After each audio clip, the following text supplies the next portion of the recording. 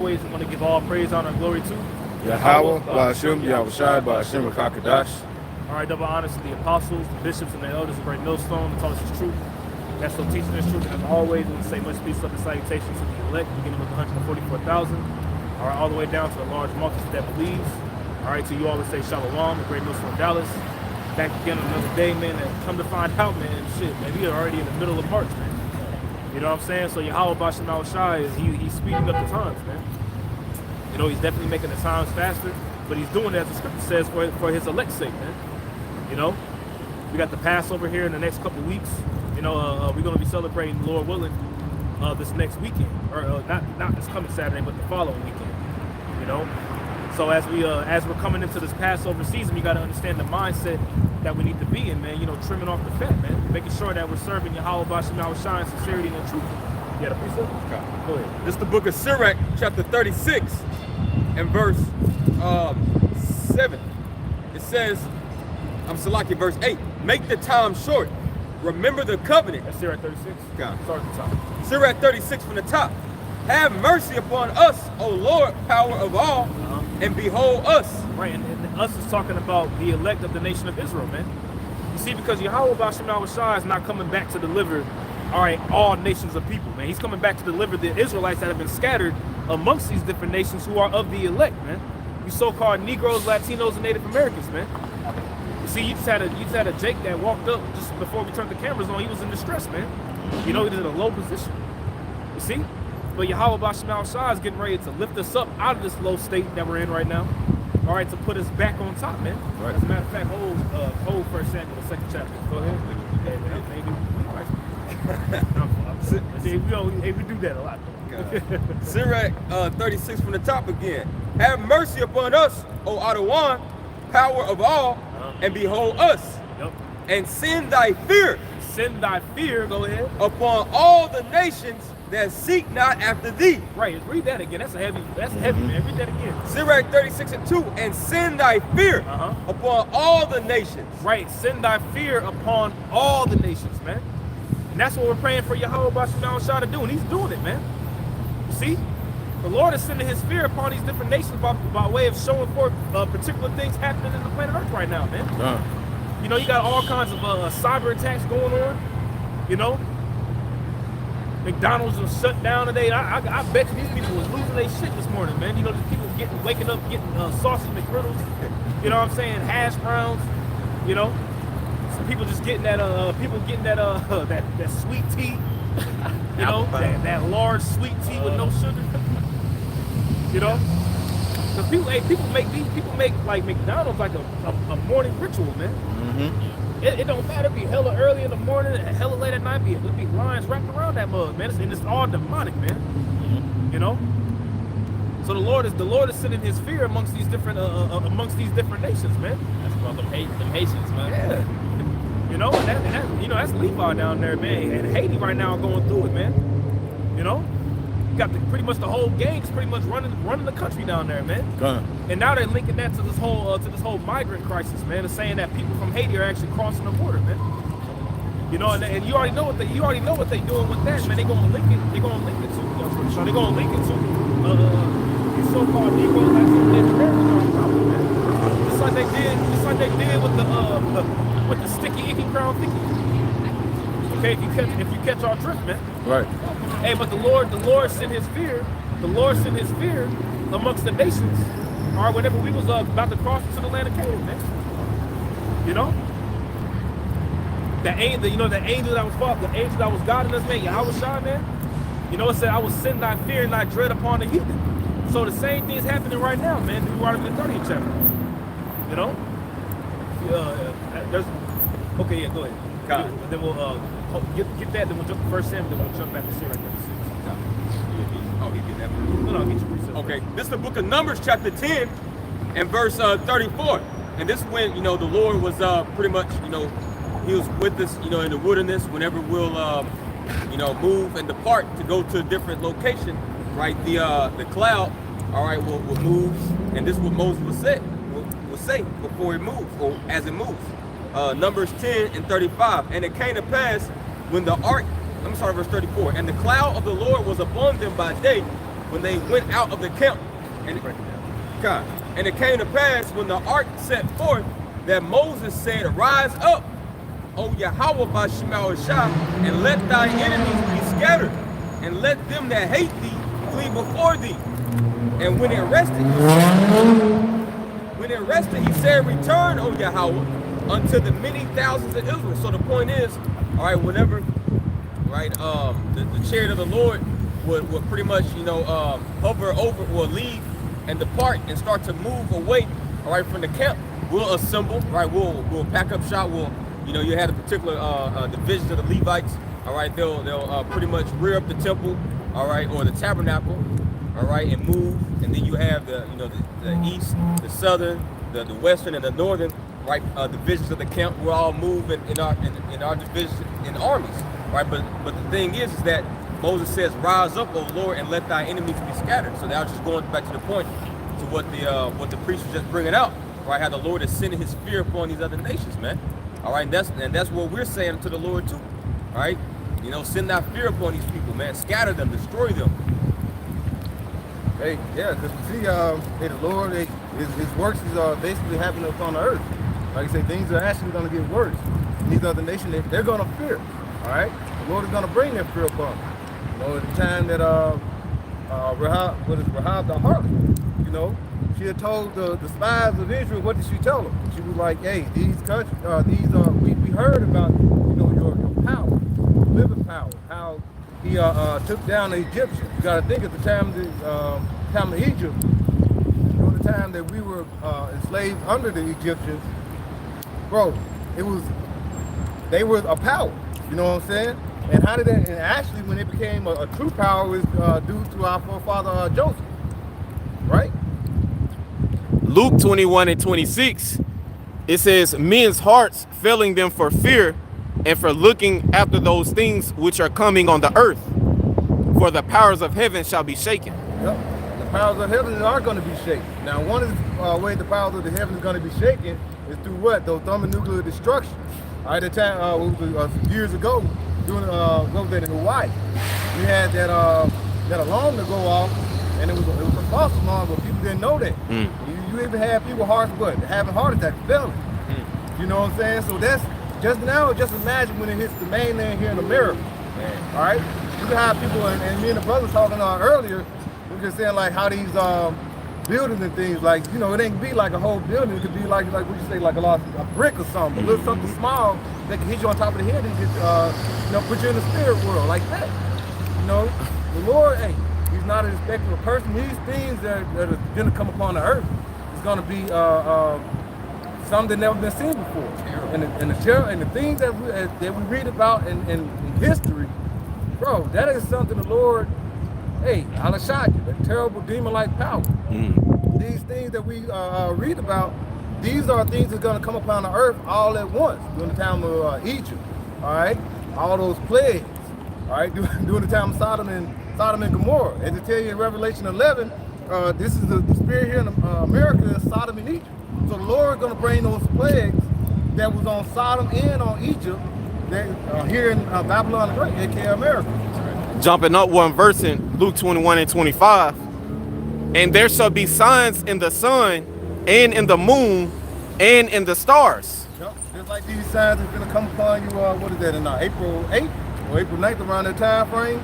It's going to basically be an X that the same that what was the eclipse in 2017 or 2019, and it's going to come across. And you've been hearing it. I know people just been hearing it.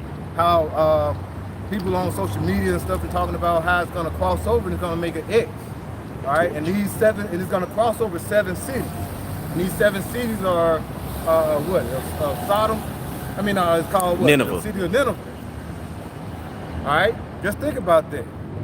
And when you think about it, it's going to be from 7 years. It was 7 years ago. That's going to be completion over 7 cities, and this happened, I think, 7 years ago. This is actually completion.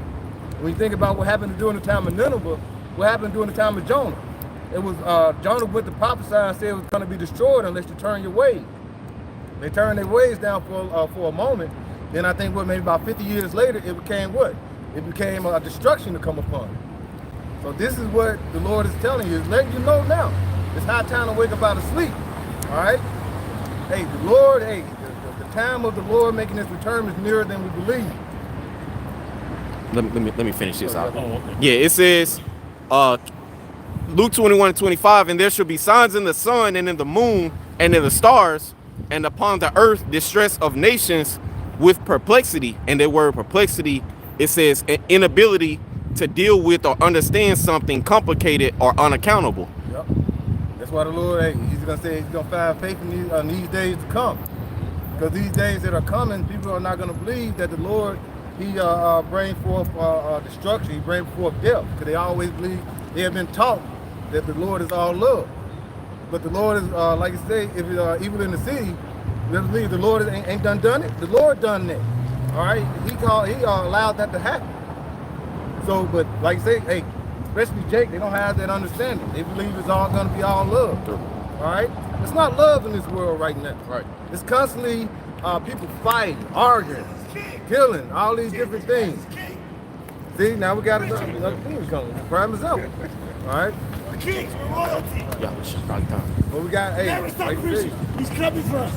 We're going down. times are at hand where the Lord is going to bring forth His power, showing His true power. Amen. These true power is coming upon the If you earth. stop the All rock, right, and it's actually upon the earth. We've been seeing all these things that are happening.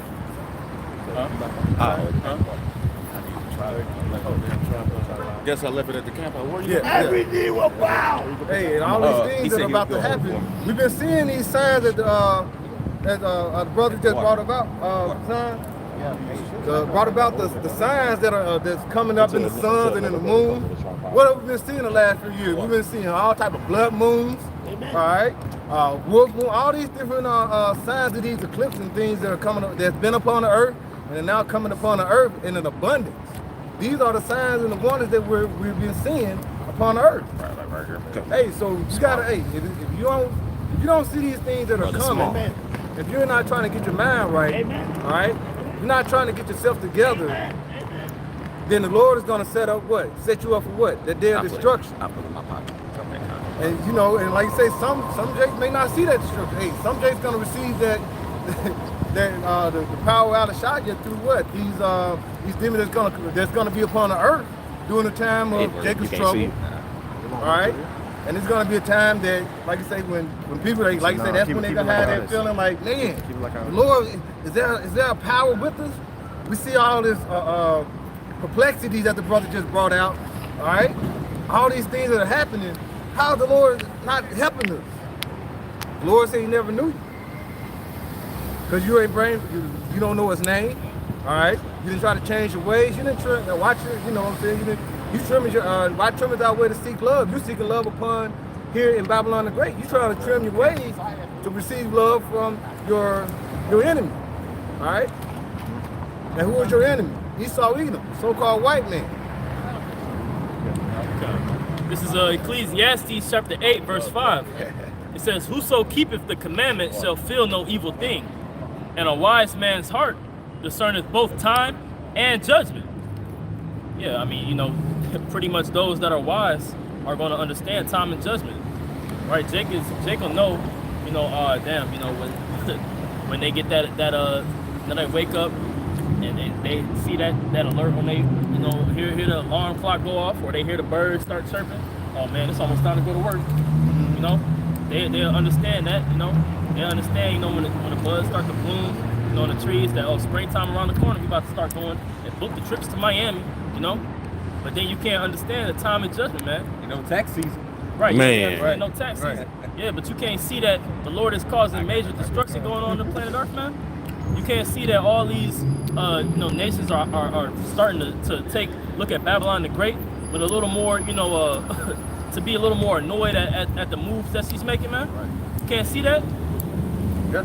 And we just going on with what was that talking about the what is it, Russia and all those what is that Might man, put it in there. you have NATO, the EU, and you have the other nations. What is it? The BRICS nation. Yeah. The BRICS nation. What is that? Brazil, Russia, India, China, South Africa. Yeah, you got the BRICS nation. like I said, they getting ready to set up their standard because their money's gonna be backed by gold. All right. Then you had Saudi Arabia, all these other nations dropping the dollar. What's that's gonna affect? That's gonna affect all trade and everything. All right. And then you have all these different wars, rumors wars, all these things going on. You have these other nations that basically are alliance with America, which is Babylon the Great, mystery daughter of Babylon. They're gonna start hating the whore because a lot of these trade routes are over there in the West. A lot of these trade routes are basically gonna be disannulled due to the transitioning of the currency. All right, and you know they all trying to set up for that type digital type currency. That's kind of what the race is about, and that's gonna lead up to what? The N to the W to the O. All right, that world order, and it's gonna be new. And they're gonna bring forth into the world. Now, what's gonna happen when that's doing that transition? It's gonna be more wars, all right, more rumors of wars, and like you say, the Lord, and then there's gonna be more hatred upon America. And this hatred upon America is gonna bring forth when the other nations start to bring forth, like you say, that those missiles dropping. It's going to be the other nations, even the alliances that was alliance with America, they're going to be getting forth to bring forth those missiles, dropping the missile upon America as well. All right? And what is that? They're saying the enemy of my enemy is my friend. So that's where you're going to see that transition. The enemy of my enemy is my friend. And you see Russia, even they came to Texas saying, hey, Texas, y'all want to get with us? Hey, join the program. And that's within America. So that's letting you know that it's going to be a great transition upon the earth, all right? But the kingdom is going to be translated, like it says in Sirach 10 and 8, all right? From unrighteous dealing, riches gotten by the seat, the kingdom is going to be translated from one kingdom to another. So this rat race that these other nations getting ready to try to be who's the power upon the earth, it's going to be disannulled by Yahweh Shemel Shah, all right? Because the new kingdom that's coming down is going to be a kingdom of heaven. That's what the transition from this wicked kingdom. It ain't going to be transitioned from Esau to Esau, all right? Esau to Moab, which is the Chinese. It's going to be transitioned from Esau to the kingdom of heaven, all right? To Yahweh Shemel Shah, to Jacob, all right? This is Jacob's word. That's what's going to happen. If I can make a point. Oh yeah, it's a little more on this. I was going to make a point on what you said because you said pretty much like these other nations, man. They're trying to be friends with Russia, you know, and trying to be friends, you know, one another. And the scriptures say, you know, Russia shall be a guardian to the nations, you know, roughly paraphrasing. But they're getting a glimpse of that too by seeing how America is treating the Americans. You know, these niggas, they're struggling over here. They're through. You know, border all open, right? So you think that these other nations think that they give a damn about them if they treating their own people like this? Hell no, they seeing that everybody's looking at America too and thinking that, oh, if it comes down to it, they don't give a fuck. You know, look at Europe, man. They can't even, you know, they having blackouts, can't even afford fuel over there. You know, the economy is through. Right. You know, due to America's dealings. You know, it's a little more on this stuff. It's Ecclesiastes 8 and 6. It says, because to every purpose there is a time and judgment. Therefore, the misery of man is great upon him. Yeah, that's the point. You know, the time of judgment is near, man. Right. What is that Sirach 10? I mean, Second Ezra 9. We're supposed to do measure time diligently in itself. So the time that we're in, you ain't gonna have typical Joe Blow gonna be thinking about, okay, look at what's happening in the world. They only look at what's happening around their own block, what's happening at their job. A lot of people don't see what's happening in the world. They don't see that, you know what I'm saying, Russia saying that basically nuclear destruction is close at hand because of everybody, you know, because they trying to interrupt their sovereignty, all right? If you're trying to interrupt somebody or basically invade somebody's sovereignty, you know, they're gonna basically jump at you like, no, you ain't gonna do that, right? And one thing when you affect someone's sovereignty is basically getting closer to that border.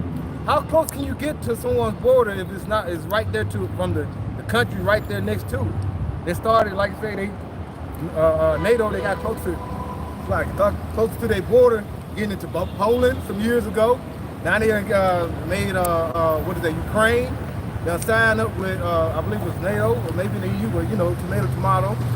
That's right there on their border. All right, so you were basically trying to interrupt their sovereignty. So that's before y'all get across into our border, we're gonna make some noise. We're gonna make some noise. So this is the thing that we're seeing now. But you have the everyday Joe Blow, they're not paying attention to that because they're comfortable here. Like I say, this is a land, the virgin daughter of Babylon, as it says in Isaiah 47, it hasn't been touched yet. But in these times, the Lord said it's gonna get touched. In Isaiah 55, the Lord said his word shall not come back void. Jeremiah 50 and verse 9. For lo, I will raise and cause to come up against Babylon an assembly of great nations. Now, is this talking about the ancient Babylon or modern day Babylon? Was all these great nations coming up against the ancient Babylon? No, it wasn't. All right. You had what's his name? Belshazzar in Daniel 5. That's who was king of the ancient Babylon when it got overthrown. Now, did it get overthrown by a lot of different nations? No. You had the Persian that came and seized the Medes. Yeah, the Medes. Jeremiah 50 and 9. For lo, I will raise and cause to come up against Babylon an assembly of great nations from the north country, and they shall set themselves in array against her. From thence she shall be taken. Yeah, and you had Khan just mentioned Russia. You know what I'm saying? Russia, he's going to be a guard to these other nations. All right, and it's going to be these great countries. You got to think, hey, Europe. You have all these countries, like say in Europe and in the Western areas. You know what I'm saying? The Asia Minor. These are considered great countries within those. All right, and they're going to come against Babylon the Great. All right.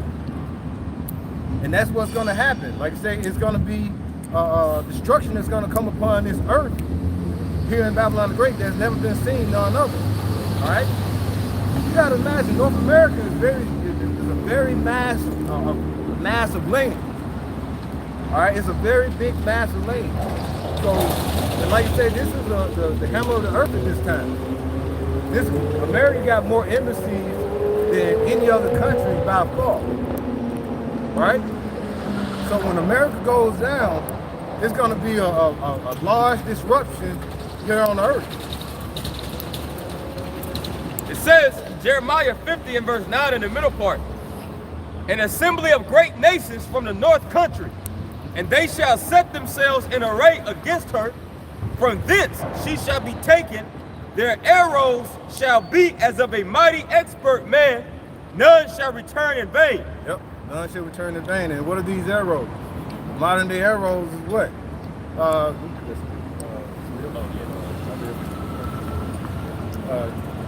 And it's going to be these arrows, all right? And to tell you, none of these are not going to miss their mark. They're going to hit, all right? It's going to be millions and millions upon millions of missiles that's going to come upon Babylon the Great, all right? And like I say, that North country. Now, we know they call it North America, but they're talking about, like I say, Russia. All right? He's going to be a guard unto him. You read about that in Ezekiel. All right? And it's going to come upon America, and it's going to be a mass destruction. Right. Now, how are you going to get away from this? You're going to get away from that through the Spirit of Yahweh Shemel Shai, through salvation, through that deliverance. Chambers. All right? Those chambers. All right? Was it Isaiah 26? Yep. Yeah, those chambers. You're going to be delivered up by that. No, we get that. I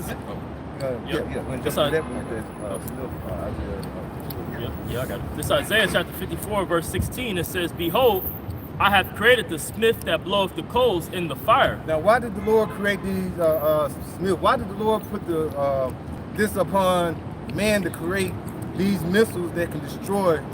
They don't say shake the whole earth, which is going to happen because of the time that we're going to see what the Lord is setting up for. What we just read about Jeremiah. He's setting up for this destruction. And he used them to come up with this weapon, not to go into the museum, to be utilized at a certain point in time. That's why we got to measure the time in the diligence. I'm gonna read just a quick little excerpt from what Putin has said. This is just a quick little article. I'm just gonna read the headline. This was published 2 days ago off of what website is this? DailyMail.com. Now this is what Putin said 2 days ago. He says nuclear weapons exist in order to use them. Warns Putin as he declares we are ready to go head to head with America if U.S. troops are deployed in Ukraine. So yeah, and you would think like the way he worded that sounds like something like us brothers said. Like we said that, like these missiles are not created in vain. Colossians the 1st chapter. All things were created for him and by him. All right, there wasn't anything made that was made with no purpose, man. So that includes the missiles. All right. So Putin said again, he says nuclear weapons exist in order to use them. You know how many millions upon millions of dollars it costs for the research, right? The technological research to build the missiles, the silos, all right? And then all the millions of dollars it costs to ship them across the oceans, to set them in Latin America. They're not about to keep doing this for another 5. No, they're about to be shot forth, man. These are those arrows that the scripture speaks about. Yep. Hey, one missile, you don't have to be a nuke. It can just be one missile. It can, if I'm not mistaken, like 3 million or 300 million. You got to look it up, but it's millions of dollars. Tax dollars. All right, tax dollars. That's what it is. All right, so you paying for it, Yeah. right? You paying for your own death. You paying for your own better death. repent, nigga. Hey, and that's it. That's why. And how you gonna receive that repentance? Starting off by the name. What is his name? What is the son's name that thou canst tell? All right, all right. The name is the way to salvation. All right. I think you had I get it after Oh, him. and one missile costs $15 million. $15 million, one missile. All right, then you talking about why your tax dollars going up. Why the taxes going up? Yeah, because you're gonna get ready for war. Yeah. That's why your tax dollars are going up. Let's say in what is the Isaiah 33? Pretty much, those that have done, it's gonna be done unto them. I forgot how. 33:1. Woe to thee that spoileth, Yeah. thou shalt be spoiled. Pop- Woe to thee that deals treacherously, for you shall be dealt treacherously when you cease to spoil. Right. That's a fact. But that's America though, and these Americans they soon to forget how it was built upon, what it was built upon, and how it stays in this position, man, through war. Whether it be upon their own citizens or the atrocities done to the Negroes, Latinos, Native Americans, or these other countries, man. Right. So woe to them. Right. So hey, we don't give a damn when niggas come up and complain. Oh damn, man, it's hyperinflation. It's hitting us too, but hey, fuck y'all at the end of the day. That's right. America was built on rape, robbery, and murder. That's how it was built. All right. This land has been defiled. It says it happened to what is that? I got you Isaiah right here. 24. Yeah. This is the book of Habakkuk, chapter Zephaniah. This is the book of Habakkuk, chapter 2, and verse 12. Woe to him that buildeth a town with blood and establish a city by iniquity. Yep. When you look around here downtown Dallas, you look around all these buildings and things, and all this is built upon over blood, bloodshed, violence. All right, it's the way of Esau. Because if I can say, let's say, 500 years ago, right, before Dallas was established as a city, I mean, where's the history on the settlement of the Indian, I'll say American Indians that was here before Esau settled, created Dallas, right? You know what I'm saying? Because y'all know basically, the settlement of Dallas came from the Trinity River. You know what I'm saying? That's why you got wherever it's at over here. Like that's like where, because most of the settlements inland were by bodies of water. Right. You know what I'm saying? Because that's how you would receive goods back then. Before like the locomotive, you had boats, carrying goods from different places. So you would either be port cities, or if you would buy a river like Mississippi River, or any like those like rivers, major rivers, you'd be able to go up the channels and deliver the goods. You know what I'm saying? But where's the history on the Native American settlements, or American Indian settlements that was here before Esau, man? Settled these cities. Right. You know what I'm saying? There's no history on that. You just got the reservations. You know what I'm saying? was Esau's a demon for that, man. But just going into the point on the blood, you know, what's that scripture? What's it in Numbers? You know what I'm saying? Blood defiled the land. You know what I'm saying? 35. Yeah. You know what I'm saying? This is the book of Numbers, chapter 35. Numbers chapter 35 and verse 33. So ye shall not pollute the land wherein you are, for blood it defileth the land, and the land cannot be cleansed of the blood that is shed therein, but by the blood of him that shed it. Yeah, so there's gonna be a recompense upon Esau here. All right, because there's a lot of bloodshed that happened here in Babylon, happened here in America, due to, like you say, them coming in, like you say, all these different Edomite nations. All right, you can say all of them. You know, the Spaniards, the French. You know, all these different nations. They came and did what? They did a lot of destruction, death that's happened here. So this land is all defiled. All right, so a recompense has to happen. You know, and like I said, Esau Edom was the corporate. He was the corporate that came upon here and caused all this death. Well, even where I'm from, small town in Mississippi, we was taught growing up, you know, and you can do the history, which was true. It was built, they used to always say tornadoes wouldn't come through the main city because it was built upon an Indian burial ground. You know, so, and how do you think, how did that occur? Through the so-called white man, right? So-called white man. That's why he had to change his name to white, to try to show, basically try to say he was pure. All right? They got the Puritan movement. Puritan movement, yeah, all these things. No, but it was Esau. He's the worst thing out here. That's right. All right, he's the worst thing out here. But yet you want to join hand in hand with a killer. All right, a man that do not mind putting you to death. He putting you to death now, not by just eating, by what? By his food. This man want to take away food that grows from the ground that basically is good for you, gives you all type of nutrients, all right, to help to keep your sustainable life, keep your body sustained. But you want to do what? Make it seedless, so you have to come to him for the one of all things. Hey, but that's our people, though. You know, they chanted, they wanted to free Barabbas. Right. You know, instead of you know letting Yahweh Shah, you know, the innocent man, you know, come out, with no blemish, man. Show him mercy. You know, they wanted to let Barabbas be king, man. So that shows you that we are people, man. And the same niggas that was there is then, is now. You know? Right. They wanted to free Barabbas. You know what I'm saying? They had to come to what? They had to come to Esau. They were going to Esau then for the one of all things. But who was ruling at that time? The Romans. Yeah. All right. And who was the Romans? They're the same Romans then. This is Rome 2.0. It was Esau. So this man got a lot to he got a lot to answer to. Proverbs 17:15. He that justifieth the wicked and he that condemneth the just, even they both are an abomination to Yahweh. So that's why the 2/3 got to be done away with and come back through the loins of the elect. Because, like I said, you're an abomination. Because you want to go with you want to be a man that want to be like the go along, get along gang. Guilty by association. Yep. Yeah. You want to be with him.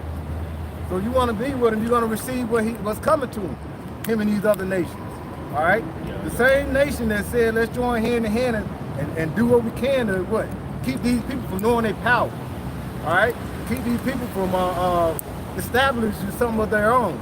Every time Jake basically established something of their own and started to build, what did Esau do? He came and brought forth bombs, all right, Tommy guns. That's what happened to Tulsa. Man, bro, you read my mind, bro. You know what I'm saying? Hey, you know what's so crazy? I was looking on the map. We were talking about the reservations. So Tulsa, Oklahoma, is basically situated right on two Indian tribe reservations. Basically, Tulsa, Oklahoma is that's basically native land. Yeah. You know what I'm saying? To where Jake was able to go in. It makes sense how Jake was able to go in there and kind of operate kind of away from, you know what I'm saying? Right. Like all the other cities that Jake normally would be facing, you know, opposition from Esau. they were able to go there and do their shit. Yep. You know what I'm saying? You know, within kind of like within the Indian, you know, the Native American or American Indian territory, they was able to kind of go in there and do their stuff. And Esau was like, hell no. You know? Built their communities and everything. Matter of fact, they kind of based it off Tulsa, the movie TV series called The Watchmen. I think it didn't do but maybe one season of. I had Regina King on there, and it kind of showed you how they was flourishing as a community over there in Tulsa. You know, had their own banks, their own businesses. They didn't need Esau for that. But like I said, that's, you know. But the prophecy said we were going to go for Esau for the one of all things. And what did they bring forth Esau? Esau came forth, and he brought forth, and like they bombed him, all right? Brought forth, bombed them, all type of different weapons. Might was like a small military that came in and destroyed that town, all right? Then you have all these other towns that Esau, that Jake was on. What's that park? The park over there in New York? Central Park. Central Park. Places in Georgia, all these different places that he's actually destroyed the town where Jacob was living that was flourishing, and he basically put it underwater. All right, so it's a lot of. Hey, so Esau got a lot of blood on his hands, and this earth, I mean, this country here in America has been defiled by blood. Going back to the statement of the arrows or the missiles, and going into what you just brought out about the blood. Psalm 7:13, he hath also prepared for him the instruments of death. He ordaineth his arrows against the persecutors. Hey, those missiles, all right, they sent it up for Esau. He sent his own, I would say his own destruction. All right, he had set up for his own death. All right, because the Lord gave him that mindset to build up for that. So these missiles, these nuclear bombs are not created to be in a museum. They created for a certain point in time that we're telling you about that is going to be utilized. Right. And when you think about the missiles today, going back in the missiles in World War II that destroyed Hiroshima and Nagasaki over there in Japan, do you think these missiles are way more powerful than those two missiles? And they still are effective to this day. You know, to this day. That was like, you know? If I made, that was like a sampler. Yeah. You know, like if you go to like a store, and they got like the sample at the front of the store with like toothpick, a cube. That's what that was. That was just a small taste of what how much you know shot at plant. That's right. Plant. That's right. Small taste. Yeah. But now it's gonna come forth, and the Lord, like you say, hey, the smith that blows in the cold is basically at hand. It's real close. It's real close. All right. Because you had during we seen a movie. I don't know if y'all brothers seen it. I know a lot of brothers seen it, but Oppenheimer, you know, and then they had the scene where they finally, you know, went through the process of making the bomb, right? And they went to test it, and then he was like, oh, theory says that we should be good back at this distance, you know, and they was able to test that missile before they actually used it. These missiles they got today, man, they can't even fucking test it. Nope. You know, yeah, they done seen it, you know, variables of it underwater and stuff like that, but they still can't even use a full missile, man, to go ahead and test it. So they're using theories when they think about the kind of explosion that and the kind of reaction that it's gonna have with the Earth when you think about nuclear hypersonic missiles, man, ICBM missiles, man. And then not taking into calculation the spirit of the Lord that's going to be in those missiles. Yeah. Wisdom Solomon 12, how the spirit of the Lord is in all things, roughly paraphrasing. The angel's going to be guiding those missiles. Joel, the 2nd chapter, none's going to break their rank. Yeah. All right, so yeah, they just compliment what you're saying, bro. Like, there's no way you can test, all right, these arrows, man. This is straight up the indignation of the Lord. He's venting his fury, as he says in Jeremiah, the 50th chapter. The Lord has opened up his armory in the heavens, man. This is the Lord's armory. Right. You know, Esau got his. Esau thinks that this is his. All right, but we're reading how the Lord put the spirit upon Esau to make this, man. You know? How could you make an environment to test that? Yeah. You see, when the missiles hit, it's gonna cause a lot of reactions with the Earth. It's gonna cause the earthquakes, volcano eruptions, tsunamis. So you can't even test the amount of like water pressure that's in the air. You know, the amount of humidity. You know, and to add that much heat, and then the coldness of it hitting the water. You can't fucking equate that. You know, you can't like just theorize, oh shit, it's gonna do this. No, man. This is gonna be something what they call a biblical proportion, man. A biblical destruction. This is what's about to come. And they had some that they actually tested it in the water. They had a documentary on it, and they had these men. They was basically that was in the military. They had them to come out and stand out of the ship, kind of just stand out there and look at the water. And they didn't tell them what they was about to do, and they actually ignited one of them. And like I say, it probably wasn't the whole. They probably did a little small portion of it, but they said what happened is you had some men that got blown back, broke their arm, broke their leg. They was covering their eyes up, and they could still see through their eyelids. They could see through their hands. Have you never saw? We never saw nothing of that magnitude upon this earth, and the Lord is setting that up upon the earth. And Putin is casually talking about throwing them hoes, man. And niggas still just, oh, let me go to Starbucks. Right. Yeah. Let me get this bread, you know, goddamn banana sandwich, you know, or whatever the banana banana bread. You know what I'm saying? Niggas was protest Texas because Pornhub down. Yeah. Yeah. How you find that out?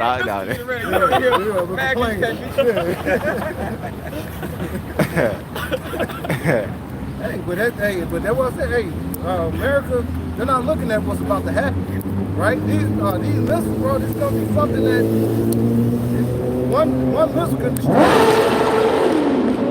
a major city. So just that millions upon millions. Because when these missiles hit, it ain't gonna be no like I said, oh, missile hit downtown. Man, I can't believe it. No, hey, that it's an effect of what's gonna come even when the missiles hit. You have the plume come up, all right. Then you're gonna have, like I say, that blowing wind. It's gonna basically be a destructive wind. We showed what was that? Terminator, Sarah Connor. Yeah. How you think they got that off? That was off of what? Off of missiles.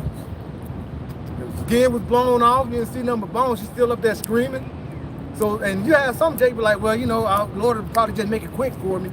I can just live in the world. No, bro, the Lord might make that feel like eternity to you. That's what's about to come. It's Revelation chapter 18, verse 5. It says, for her sins have reached unto heaven, and Yahweh. Okay, come. It's Revelation 18 and 4. It says, and I heard another voice from heaven saying, come out of her, my people, that ye be not partakers of her sins, and that ye receive not of her plagues. Hey, and how you gonna be delivered out of it? You know, I just see the last verse. Because the Lord, like I said, comes out of her.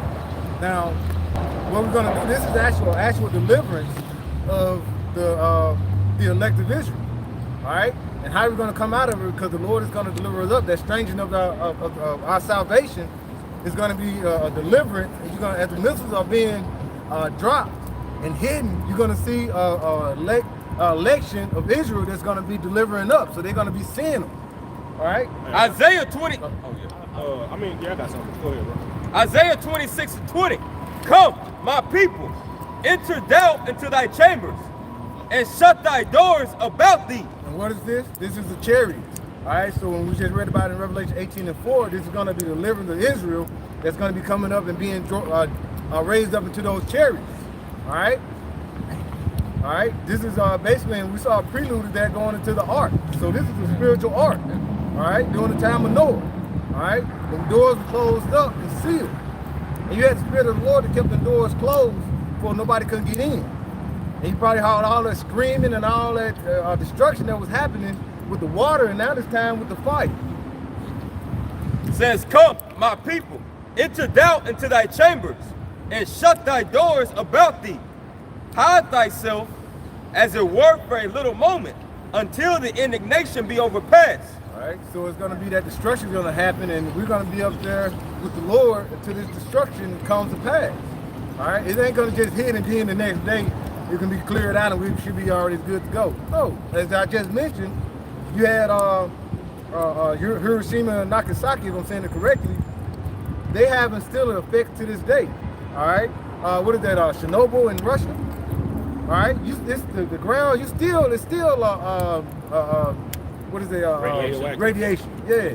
You cannot go up in there and walk up in that land. Because it's still so just imagine the time that you're gonna be up in the chariots.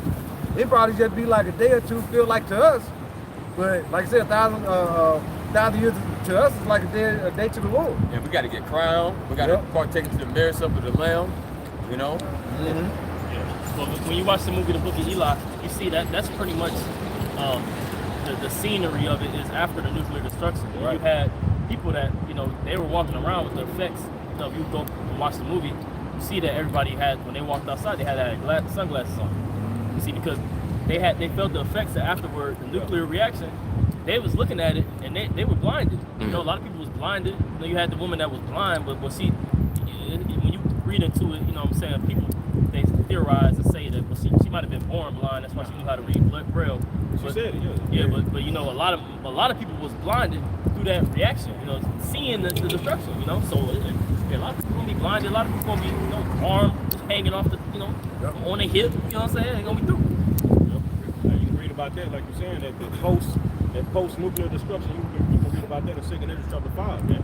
You see, that's what that's going into. It talks about it's gonna be great terror, you know what I'm saying, and confusion. It's gonna be great confusion. You know, that's going into that's after the destruction, man. When you read verse 3, it says that the land that you see it shall be utterly wasted, or it shall be suddenly wasted, man. That's going into America. But I got something here. Revelations 11 and verse 12, it says, and they heard a great voice from heaven saying, saying unto them, come up hither. And they ascended up to heaven in a cloud, and their enemies beheld them. In that same hour was a great earthquake, and the 10th part of the city fell. And in the earthquake were slain 7,000 men, was slain of man 7,000, and the remnant were affrighted, and they gave glory to the Most High of heaven. As he was reading in Revelations 18? Yeah. Wanted to that come up hither. Well, that's a precept of that, Revelation 11, verse 12 and 13, man. You see? Time back, like the brother said, it's not going to us actually departing from here, you know what I'm saying, mentally. That ain't going, you know, like Micah 2, yeah. That's going into the physical deliverance, man. Just like Revelation 11 and 12, chapter 11 and verse 11 and 12 and 13, it's like it's going into the physical deliverance, man. Hey, the physical deliverance, hey. And the physical deliverance, like you say, that's gonna be what's solid at 5.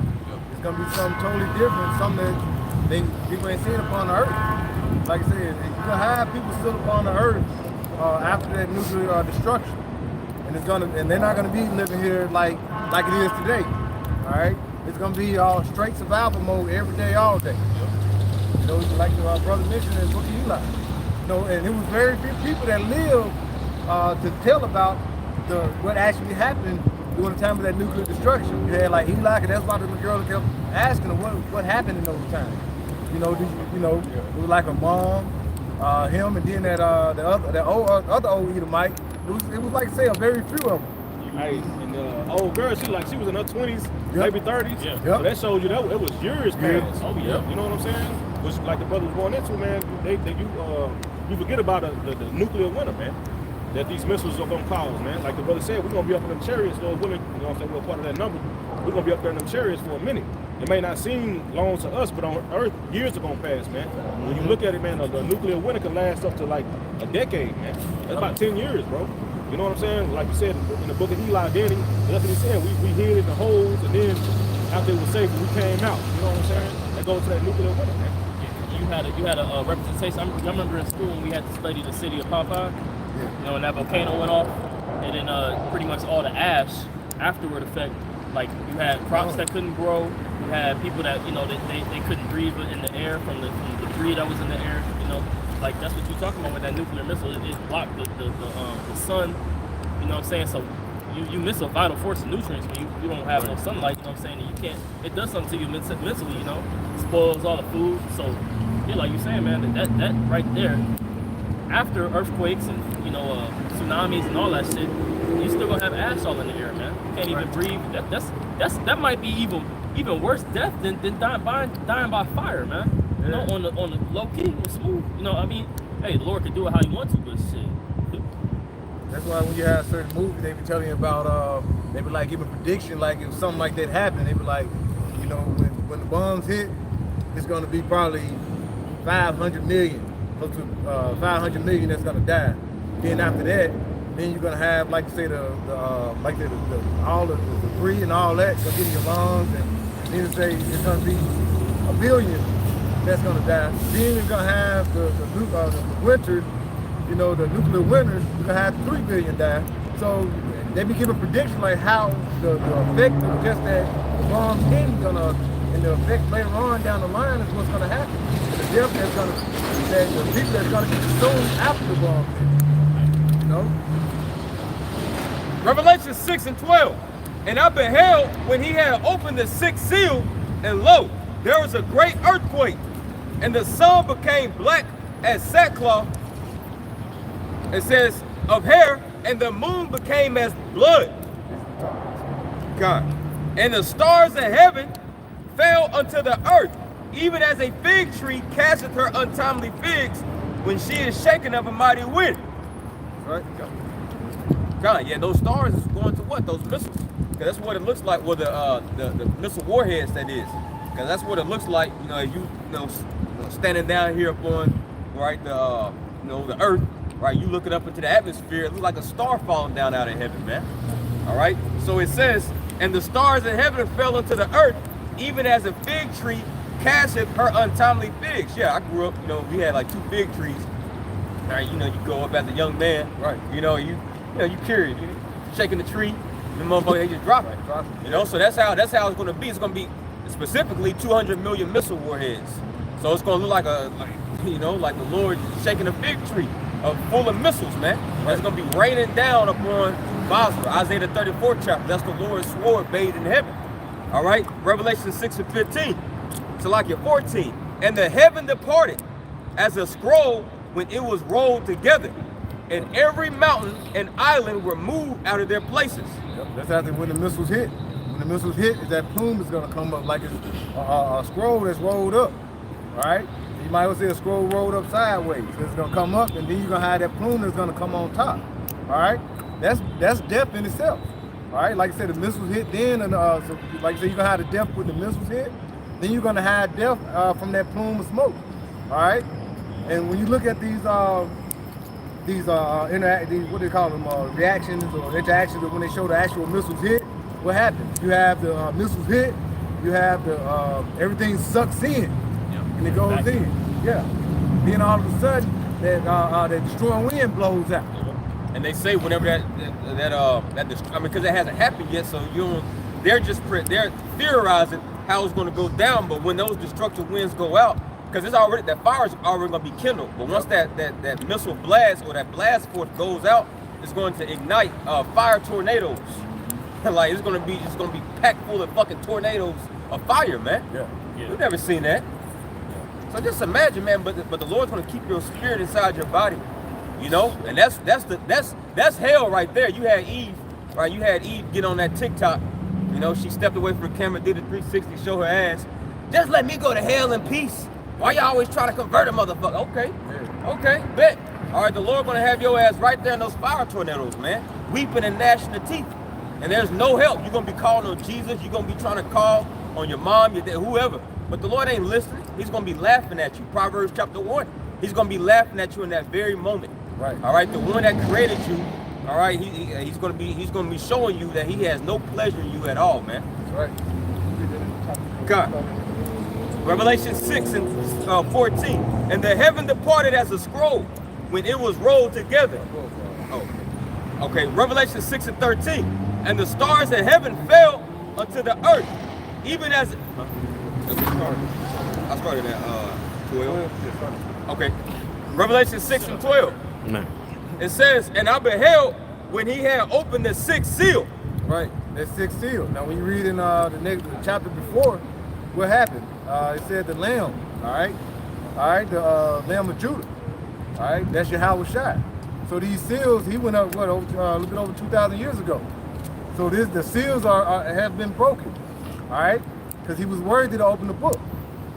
So the things that we're seeing now, so the last days of the last days started during the time of Yahweh Shai, who the world ignorantly calls Jesus, went back into the heavens. And now that spirit was worthy to open that book. All right, now we're starting to see these things. Now, hey, what seals are we at now? You measure the times, we're in these seals this is about to happen now. All right? These are about to happen. So death and destruction is going to come upon you by what? That thermonuclear destruction. God. Revelation 6 and 12. And I beheld when he had opened the sixth seal, and lo, there was a great earthquake. A great earthquake. Go ahead. And the sun became black as sackcloth of hair, and the moon became as blood. Bro, and when you start to think, when these missiles hit, it ain't finna be no sunshine, no chilling at the beaches, all right? All this is gonna be done, through. You ain't finna have no good old days after that, all right? It ain't be no good days before that. It ain't gonna be no new normal. Right. The new normal. Yeah, it ain't gonna be no new normal, all right? Because when these things actually be, it's gonna be Jacob's trouble. It's gonna be beforehand. You know, so these things we're talking about now, these still being broken, bro. You don't have like these Christians, they won't tell you that these things are already at hand. All right, the seals already been broken. All right, they're gonna just tell you prosperity, you know, find a good job, you know, work on your life and try to get prepared for the next 15, 20 years.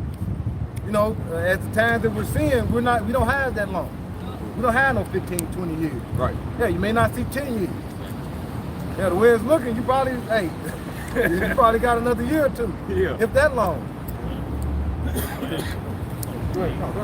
Because when Moses was raised up, that all happened within a year. You know, with the deliverance of the children of Israel, that happened in less than a year. Right? He was 80 when they left, when they departed. And he died. You know, you had the 40 years in the wilderness, and he died at 120. So all that happened within that departure happened less than a year, man. Yep. So we know the time is short. But in this deliverance of Egypt, you know, I had to ask. During the time of like I say, the time of Noah, he preached out there so long. You know, we don't know. I would just like to point out, you may have people listening, you know, for 5 years, 10 years. Noah was out there maybe around 100 plus years, maybe 120 years. You know, preaching for so long, and you was out there prophesying for so long, saying something that they never seen before. Like you say, the missiles gonna hit. They were saying then what? That water, that drop, the rain is gonna happen. They're like, oh no, you tripping. You know, because the time how the earth, how the vegetation and everything was forth and water was what's gonna do to the earth. You know, if you from, I know the city don't see it as much, but if you in the country or when you out of all this pollution out of the city, you see dew that comes up that waters the ground, grass. You know, so they didn't. That's what they saw at the time. They didn't see water coming from the sky. They're like, oh no, you keep talking. But what did the Lord do? He opened those windows up, the windows of heaven. And it was at that certain point when it opened, then they probably believed. They saw the strangers of Noah, all that stuff he was talking about. You don't think people trying to get into the ark? So they're gonna see us going up to those chariots. You don't think they're gonna try to be like, no, those are the guys that been out there for all them years and we should pass by. You know, telling them, get a job. Oh, them bums.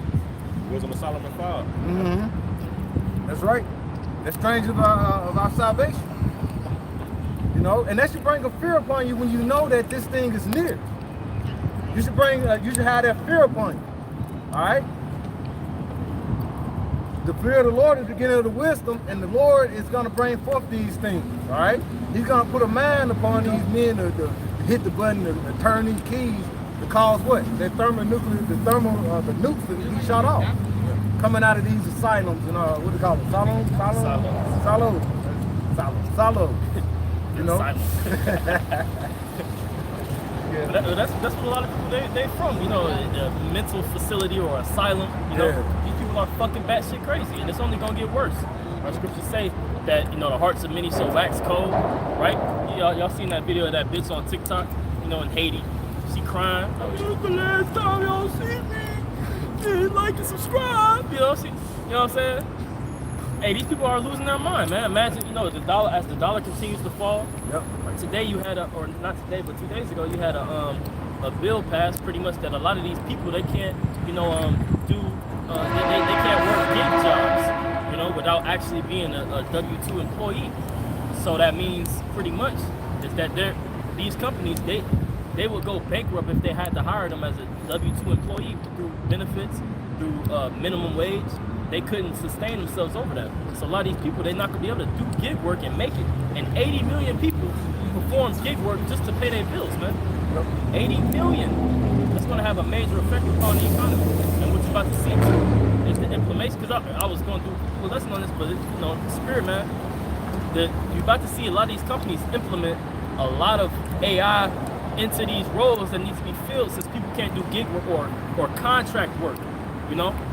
Since people can't do contract work, we're about to see a lot of roles start to implement AI. You're about to see a lot of trucking industry changed out with AI drivers, a lot of transportation, a lot of food industry, gig, you know, construction. About to be a lot of AI roles that's about to take over. We're about to see the implementation of this fourth industrial revolution like soon, man. Me and you was talking about that earlier today. It's like a lot of people, man, hey, people ain't working like that. No. People may leave the house to go to work in the morning, but motherfuckers staying in the parking lot just waiting for jobs to come, man. Bro. It ain't no work out here, bro. No. Isaiah the 19th chapter, there shall be no work for Egypt, man. Yeah. You know, fishes shall lament, you know. So hey, that's the time we're in. The Lord is breaking the economy of this place. Yeah, I work in a so-called recession-proof field, and it still ain't no fucking work. I work in they will consider, if you look up recession-proof jobs, you go down the list and be like, damn, yeah, them niggas gonna be working to the end. No, bro. Them whole a lot of these companies, man, is about to start to fail. You know. It's crazy. My job, they on job. You got a lot of jobs that's on jobs. You know, they phone what do they say, hiring. They got a freeze on hiring. You know, but yet you see so many jobs posted. But no, they basically, when you try to reach out to them, we're on a hiring freeze right now. They be like, well, why the hell you got to post it? To make things look good. Make it, you know what I'm saying? It's illusion. All right? He's deceiving you. That's what Esau is. He's a deceiver. Yeah. All right? He's a damn devil. All right? And then when you look at all these AI jobs, even like the trucking over there, what is that, in Wilmer, Texas, they basically developing those self-driving trucks. They show you on that movie Logan, self-driving trucks and stuff. Yeah. 15. Oh no, I was gonna say yeah. I mean the economy, the economy is That's what you changing. spoke. Like I just did a video on how the dollar store, which owns the Dollar General and Family Dollar, they're closing 1,000 stores between now and the middle of 2025. 1,000 stores, you know what I mean? And then when you consider the dollar store, that's like, especially now with inflation, everybody's relying. More people are relying on those type of retailers, you know, discounted retailers, online sales. So, I mean, we see the transformation happen. You know what I'm saying? That's only one domino. You know, It's Isaiah 19 and 15.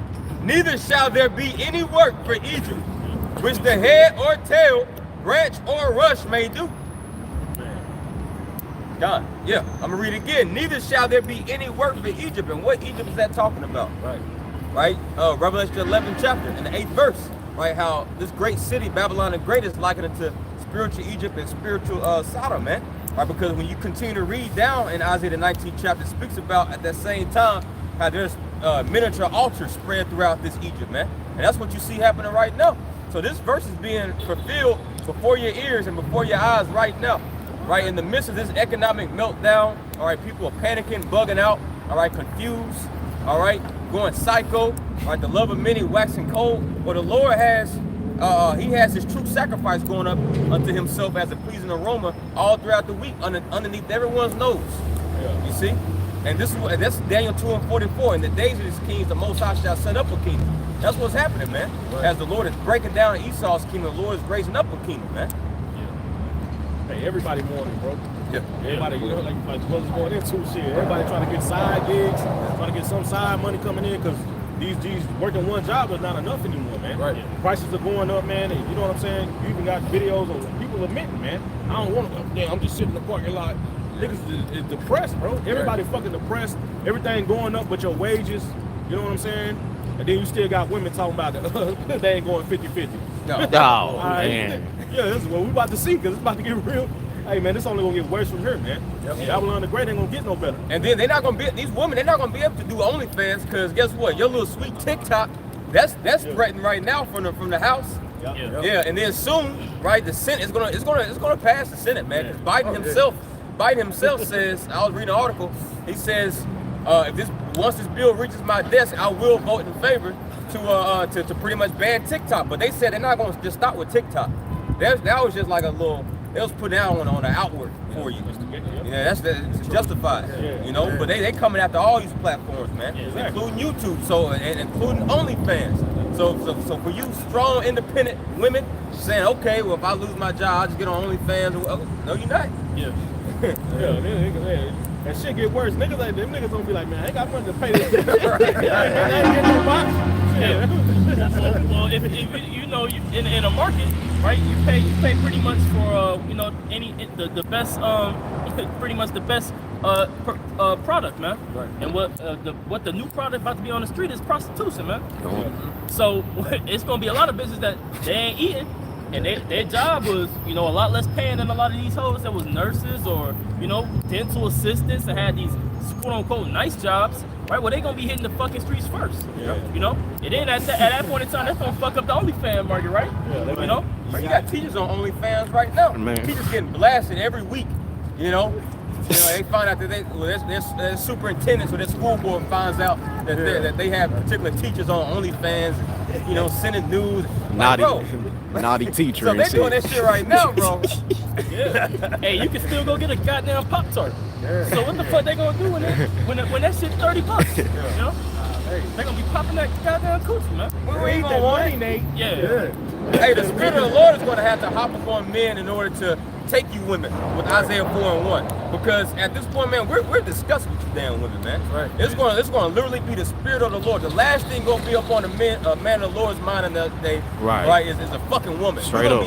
We're gonna be making sure that we're gonna be praying for the Lord's mercy. Right. That's all we're gonna be desiring. Fuck a woman, man. We're gonna be praying to the Lord, hey, Baba Kashad, to be thy will, feed me. Yeah. All right, deliver me. Man, fuck this bitch. You know, so but it's gonna have to be the Spirit of the Lord, Straight up. right, to make us, you know, get with these women. So, hey, man, y'all, hey, That's what you gonna learn. That's what they have right now. That's what internet prostitution. So when they shut all these things down, you're gonna be in these streets. You know, you're gonna be prostituting right out here. That's the oldest job. One of the Yup. oldest jobs. You know, so nothing new under the sun. Yo, That's what I've been trying to say. This AI girlfriend shit and these sex dolls, bro. That shit's about to shut the game down, bro. Damn. You know what I'm saying? Yeah, because all the people that's spending money on just to look at their phones, because that's why girls like it so much. They can They own they can home. have a million niggas paying them, right? Or depending on how much clout they got, how bad they are, they don't even gotta, man. Once it's AI shit, now they got AI videos. You can just type it in. Right. You know what I'm saying? And then the niggas that make the AI video is gonna be the ones taking it. Whoever makes the most innovative AI, that you know what I'm saying? And then but it's okay. You know what I'm saying? It's all good. Hey, shit, look what's happening in California. What is that, Figaro? Yeah. That street? Boy, you got bitches, you see video of the nigga Oh, with the clothes. yeah. Out there, bro. They be assed out, just broad daylight, assed out, just be walking down the street, grouped up, bro. Because look, the price of living is so high in California, bro. Yeah. So like the brother going into, eventually that shit is gonna trickle everywhere throughout the United States, man. And these women are gonna go back to this. These women are gonna be selling their box, man. See? And then if a nigga can't afford it, they gonna be taking that shit. Yep. You know, because a lot of these dudes that's addicted, they into like you know, lifestyle, living like a goddamn degenerate. You know, watching, you know, porn all day. You know, doing what it do. Like you brought up the pretty much people going up because of the Pornhub situation. Yeah, or whatever. Pornhub in Texas is down. Yeah, so you know, a lot of those, when you high levels of people that you know indulge in that, or when they indulge in that on a high level, they have murderous tendencies. You know, like pretty much all these murderers, like they were avid, you know, addicted to that stuff. They testosterone gone. You jack it up, bro. You ain't got no damn testosterone, man. It changed your brain chemistry. Yeah. You know, it changed that's an actual you know, it's a demon on them. You know, and that changes they get into you know, real crazy shit. You know. Endorphins, you know. Just seeing a regular woman and get to a point you ain't gonna just be like feeling her. You know, you gotta go back and look at that. Yeah. You know, like man, you ain't looking like this chick I was watching the other day.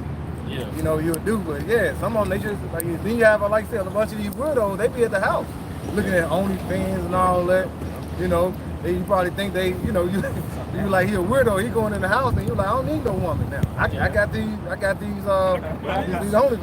Nigga got DoorDash and OnlyFans. He ain't going outside. You got right They made that movie about that. That movie, Her. Oh yeah, I remember That that. Edomite with the brown curly hair. The whole movie is about him and his relationship with his AI. It's called Her. Wow. Yeah, It's crazy. yeah. The nigga went crazy. Oh yeah, the nigga went crazy because the goddamn AI was cheating on his ass. AI was, you know, it was pretty much talking to somebody else too. But, I gotta first one. So, oh, you talking about? Verse 16.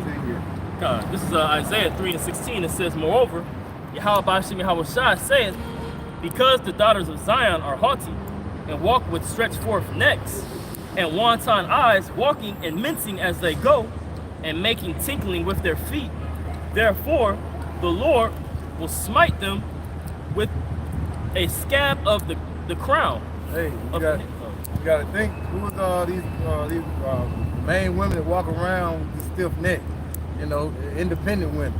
You know, I don't need a man. Black girl power, black girl rock, Girl magic. black girl magic. Because you the head tribe. All right, so you are basically setting the standard for these other women to walk forth and say, yeah, I can be independent too. But what did the Lord do to you? That's why you got to go to Moab and go to their stores and buy all their weave and stuff to go over your head. You wearing a kelp 24/7 on your head. Because what, your hair's not growing like you want. Now that's a protective style. Protective style. Protect your goddamn skull. Then they wonder why their hair's so thin. Like, nigga, that shit ain't natural, bro. Okay, it's just like grass. Your hair's like grass. Okay, like you cover grass all day, every day. Eventually, it's gonna die. It's gonna get thinned out. You're gonna bald out. So the same thing with your hair. Then they why my hair so thin? My hair breaking and shit. It ain't getting no sunlight. Ain't getting no water. It's damn straight ain't getting no moisture. Nappy head ass. And it stinks. Yeah. You just imagine you got something covered up, smoldering in the heat in the summer. Your hair gonna be stinking. Yeah, your hair, you gonna have funky hair. Yeah. And Patch of like weed. your brains out. Hey, Beyonce got this song, Pet Your Weed. Imagine you got that. Bro, but see that's like you say, the Lord set that upon you to do so because what? Because you're stiff neck, you're haughty, you're going off. All headed line. Right? And you know, so that's the nigga woman. Ball head, And like you say, scallywag. the men ain't no better. Yeah, You know? like a bug. Hey, niggas be getting extensions now too. That's ridiculous. Niggas be having them fake afros Yeah, and fake shit. dreads and shit. Then they have those spray on hairlines. Steve Like- Harvey. It's a man. Yeah, man unit. You walk around with a man unit. Yeah. Well, I can't wait. And you thought you had the cleanest line there was, and it was a man unit. Yeah, that was that, and that's an introduction. How long that's been going on? Steve Harvey had that years ago when I was a teenager. You know, he had a man unit on. Now you got these niggas walking around with braids and dreads. It's fake. All this that Esau set up for you niggas are a delusion, right? Now you got fake ass. None is real here in Babylon. BBLs. Fake ass, fake breasts, implant, fake lips. And the symbiotic relation between them, they say I'm a real nigga, Yeah. and a woman to say he don't want a real woman, you know, Bitch, you ain't real. all that You- shit. What is that movie? I'm gonna get you sucker. That's basically the epitome of what it is today. A woman put off her hair, the eyelids, like you say, they can walk with the one-ton eyes. Now you got women with all these long ass eyelashes. Those are what they call them, color blockers. You know what I'm saying? Something brothers, whatever they call them. You know, they was invented by a whore. So you walking around with whore's eyes, one ton, flying them, blinking them there, everybody. So everything around here is fake. That's why when these men, these guys be getting these big women, they basically want them, they like them, and they be like, man, she one of the best looking things I've seen. Then they get to a point where they live with them, get comfortable, they end up married later on, find out, bitch, you wasn't real. Now I see you with these rags on your head, your hair wasn't real, your eyes, you know what I'm saying, your butt, all these, your nails, nothing was real on you. So that basically what? Deterred a man from you. So that's what but the Lord put that on us because of what? Us being stiff-necked, all right? Hard-headed, all right? Sottish children, stupid. But like I said, now it's got to be some. But the Lord got to come and bring forth that destruction to purify everything, so we can start a brand new. Yeah. All right. And this new, the newness that's coming is the newness of the kingdom of heaven. All right. Where we're going to reign and we're going to rule in righteousness. Things are going to constantly flourish forever and ever forever and ever.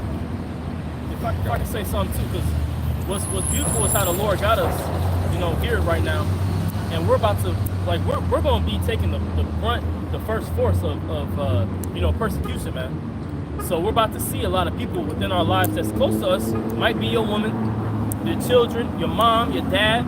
About to see them all. Their real intentions come out when they see us on the news, and they hear about what we do on a high level. They're talking about money to turn us in. We're about to see their true intentions be revealed too.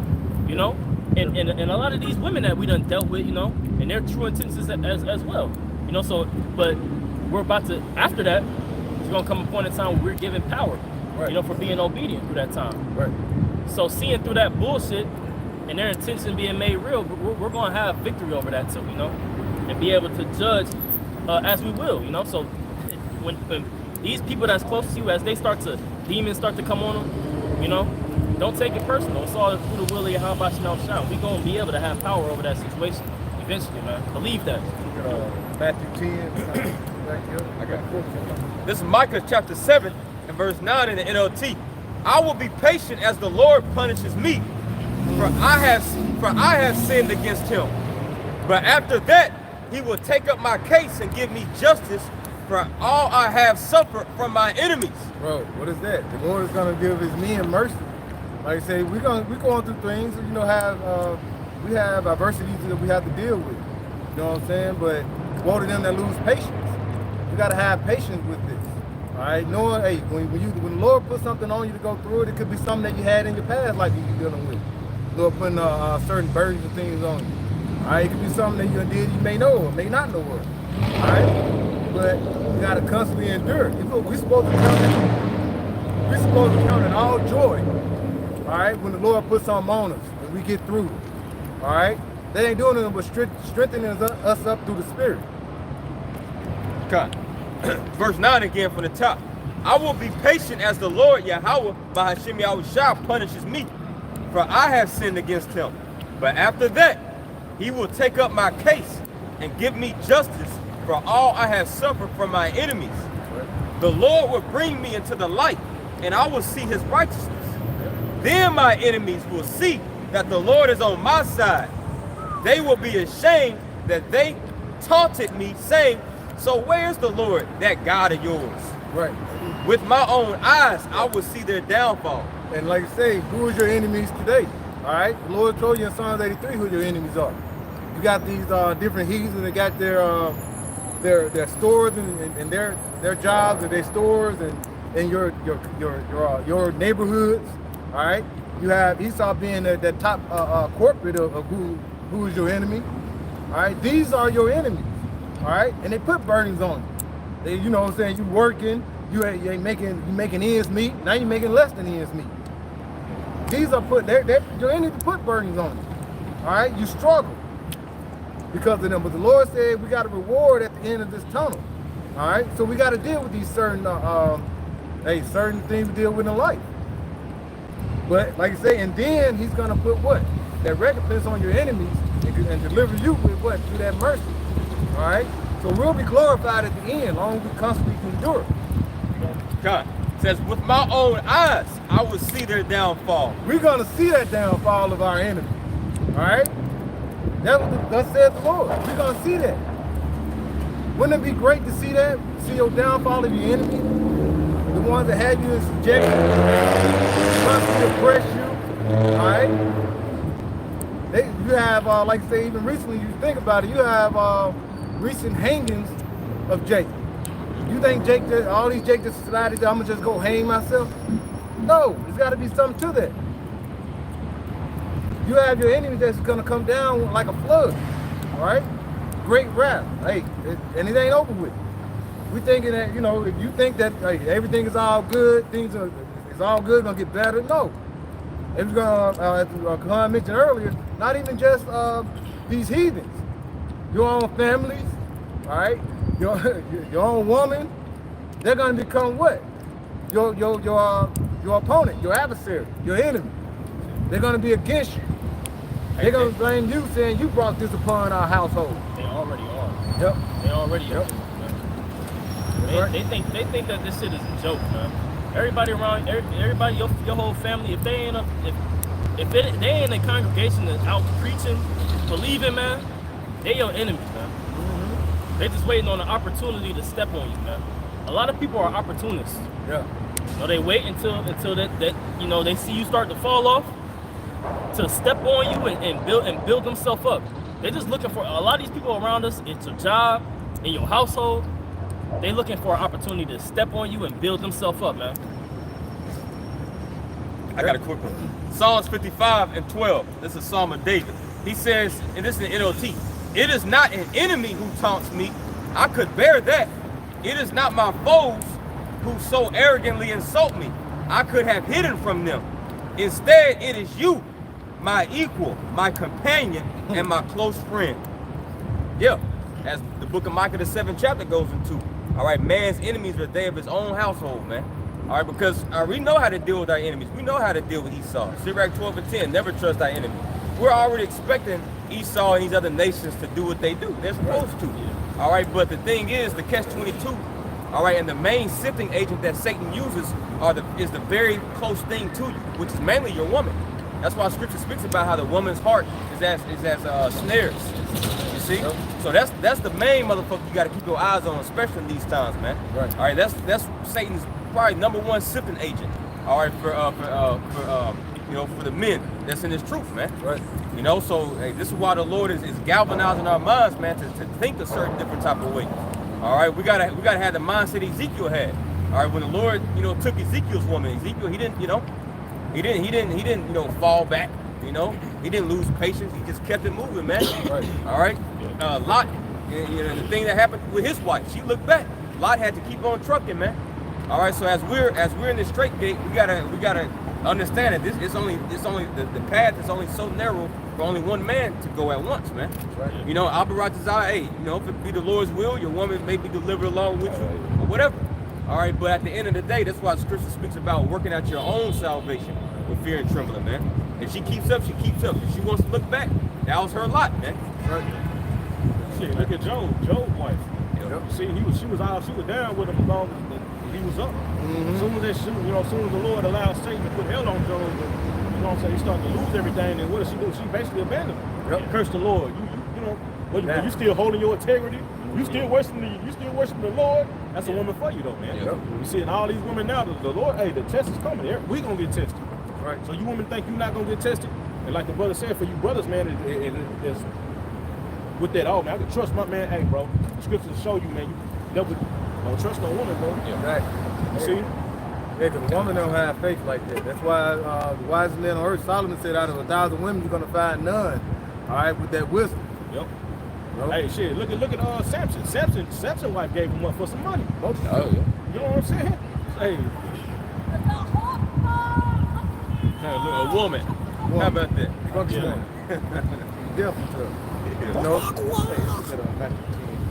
This is Matthew chapter 10, verse 16 or 34. It says, think not that Matthew 10 and 34 says, think not that I've come to send peace on earth. I came not to send peace, but a sword. The Lord is not coming to send peace. So in the times we're in, He's not going to see peace. All right, He's going to see a sword to come upon earth. All right, we see that today. Now, what we started off with the destruction. All right, with the thermonuclear destruction, and we actually went back into this present time as we see today. So it went from the destruction that's going to happen with spiritual prophecy into today. We see that sword is upon the earth. There's no peace upon the earth, right? There's no peace. It's a delusion of peace, but it's not peace upon this earth. Okay.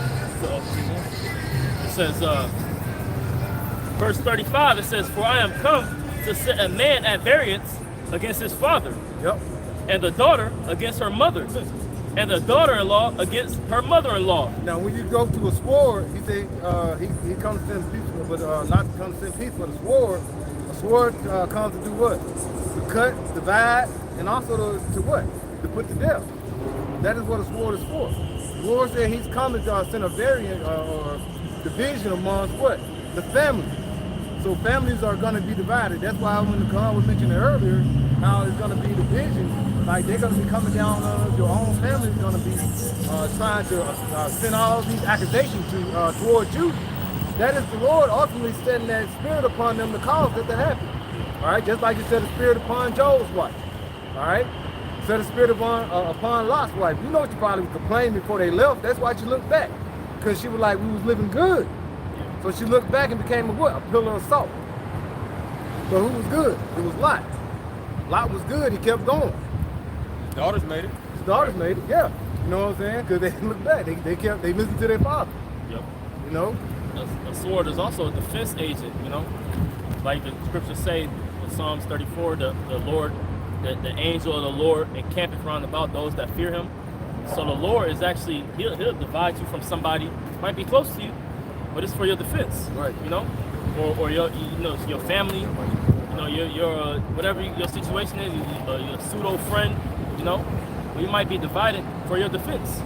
You know, for you to grow, right? Because they might have been a cancer. Because a lot of things be a cancer. You know, Right. taking everything in Babylon wants to seize your energy, man.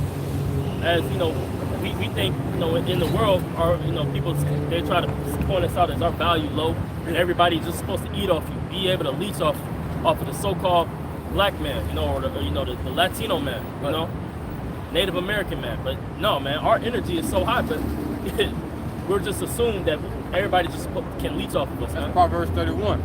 You know, Solomon's mother, right? She says, "Give not thy strength unto women." You go into that word strength, it goes into basically time, resources, energy, you know, wealth. You know, but people will demonize you if you don't give them those things. Oh yeah, you low level, man. You ain't got no money. You know, I just choose not to give it to you. Yeah. That's what makes me so precious. Yeah. You know. Yeah, like the same things. Like I say, you're supposed to give on. And what did she tell Lemuel? What did he say? Don't give your strength, all your strength to a woman. You're supposed to give all your strength to a woman. Right. All right. You don't supposed to. If you give all your strength to a woman, you become weak. You become a simp. You know. That's how you have all walking around the earth is a lot of simps, because Babylon, Esau, Edom, and Babylon, the Western ways have gave you, or basically taught you to give everything to a woman. That's why when you have a wife or something like that, and then if y'all separate, go through divorce, she get everything, you know. But now it's starting to backfire on Esau and these nigger women, or just women in general, because now these guy men don't want to basically legally get bounded by that signature of marriage, right? And we know truly be married is basically to basically retrieve her virginity, to break the hymen. That's basically that marriage. But like I said, you're not gonna meet a woman here that of age that's gonna be marriage material, because they already gave it away. You know, like Howard Shah said in what is that, John 4. Talking to the woman in the well, what did he tell her? You got many husbands. Man. You know what I'm saying? You got many men. Yeah, 50 Cent. You got many men. You got all these, yeah. You got 4 or 5 husbands. Damn. You know? And that's how it is today. Now that's glorified upon here when you listen to like Cardi B and was it Megan Thee Stallion? Yeah. Nicki Sexy Minaj, Red. all these city girls. Bro, you look at a woman like she's a chaste virgin if she just say she only doing 4 men here. Like, what? Like, oh, only 4? Wow. Yeah, she lied. She tell you that. Yeah. J. Cole said you got to multiply by 3. Better.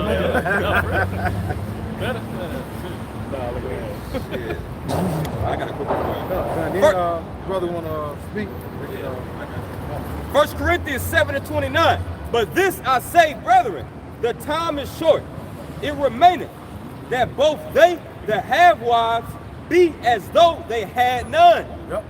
They that have wives to be as though they have none. You know, because, hey, like we out here on the highways and byways and preach and you go about it. Bro, hey, we got work to do. You can't have this, be like, I'm going to just cherish this woman. I got to be with her.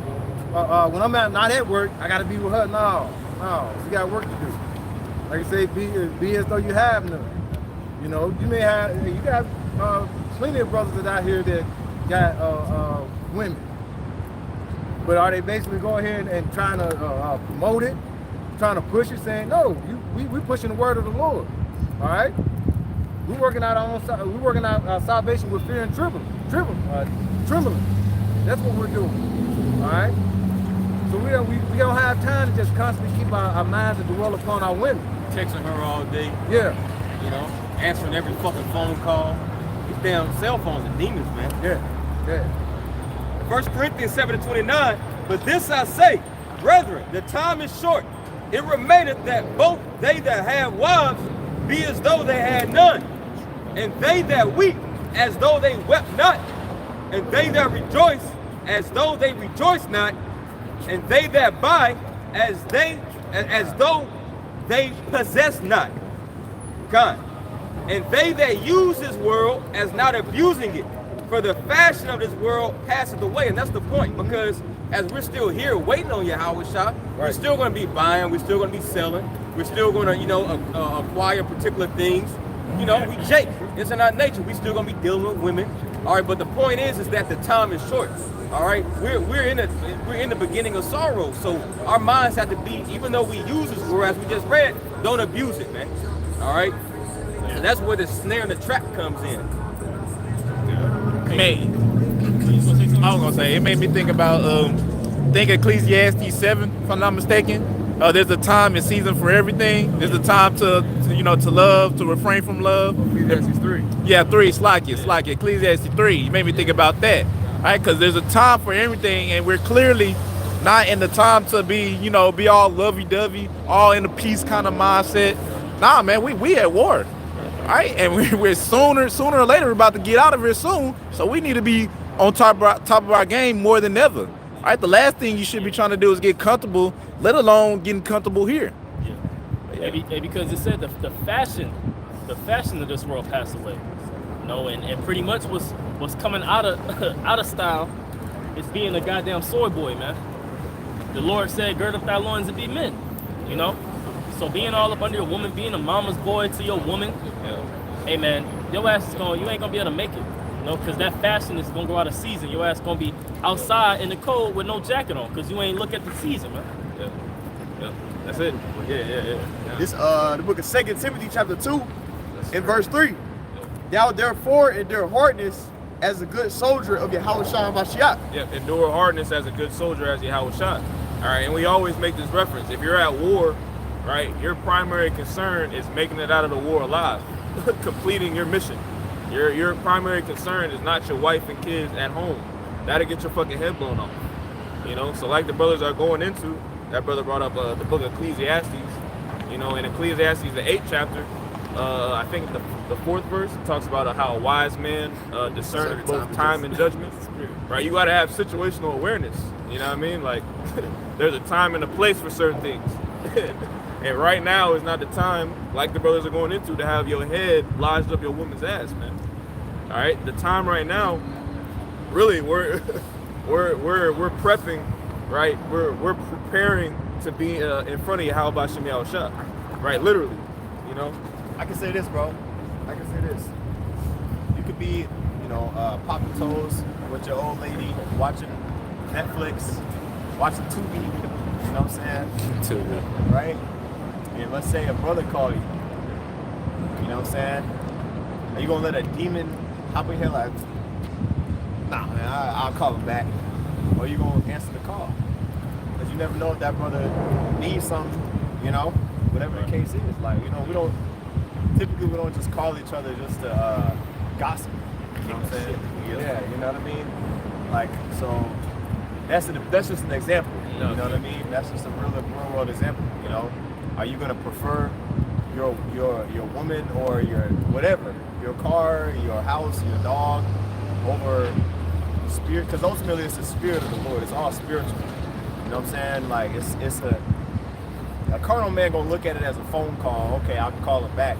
A spiritual man gonna look at it as, okay, a believer in Yahweh Shai is trying to get in touch with me.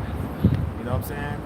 And that reminds me of that scripture, neglect not the assembling of yourselves together. That's in Hebrews, I think. Let me pull it real quick. had that example in Acts where the guy, he didn't bring his pretty much his money, so he was gonna sell his home. So and we in the time of Acts too. So you gotta consider that some brother might call you, and the Lord is dishing out spiritual power. And just start with how the brothers do what his brother Rock is doing by preaching, and the spirit come along like that. But in a minute, it's gonna be actual spiritual power with healing, with killing too and cursing. When these cursing you putting up, man, that's power. So your ass might get judged right after you miss that phone call. Looking at it, do not disturb. I mean, just look at things spiritually. You know what I'm saying? This is Hebrews chapter 10, verse 24. Let us consider one another to provoke unto love and to good works, not forsaking the assembling of ourselves together, as the manner of some is, but exhorting one another, and so much the more as ye see the day approaching. Right? So it says, let us consider one another to provoke unto love and to good works. Meaning like encourage one another, to stay in the spirit, really. It says, not forsaking the assembling of ourselves together as the manner of some is, because people don't put emphasis.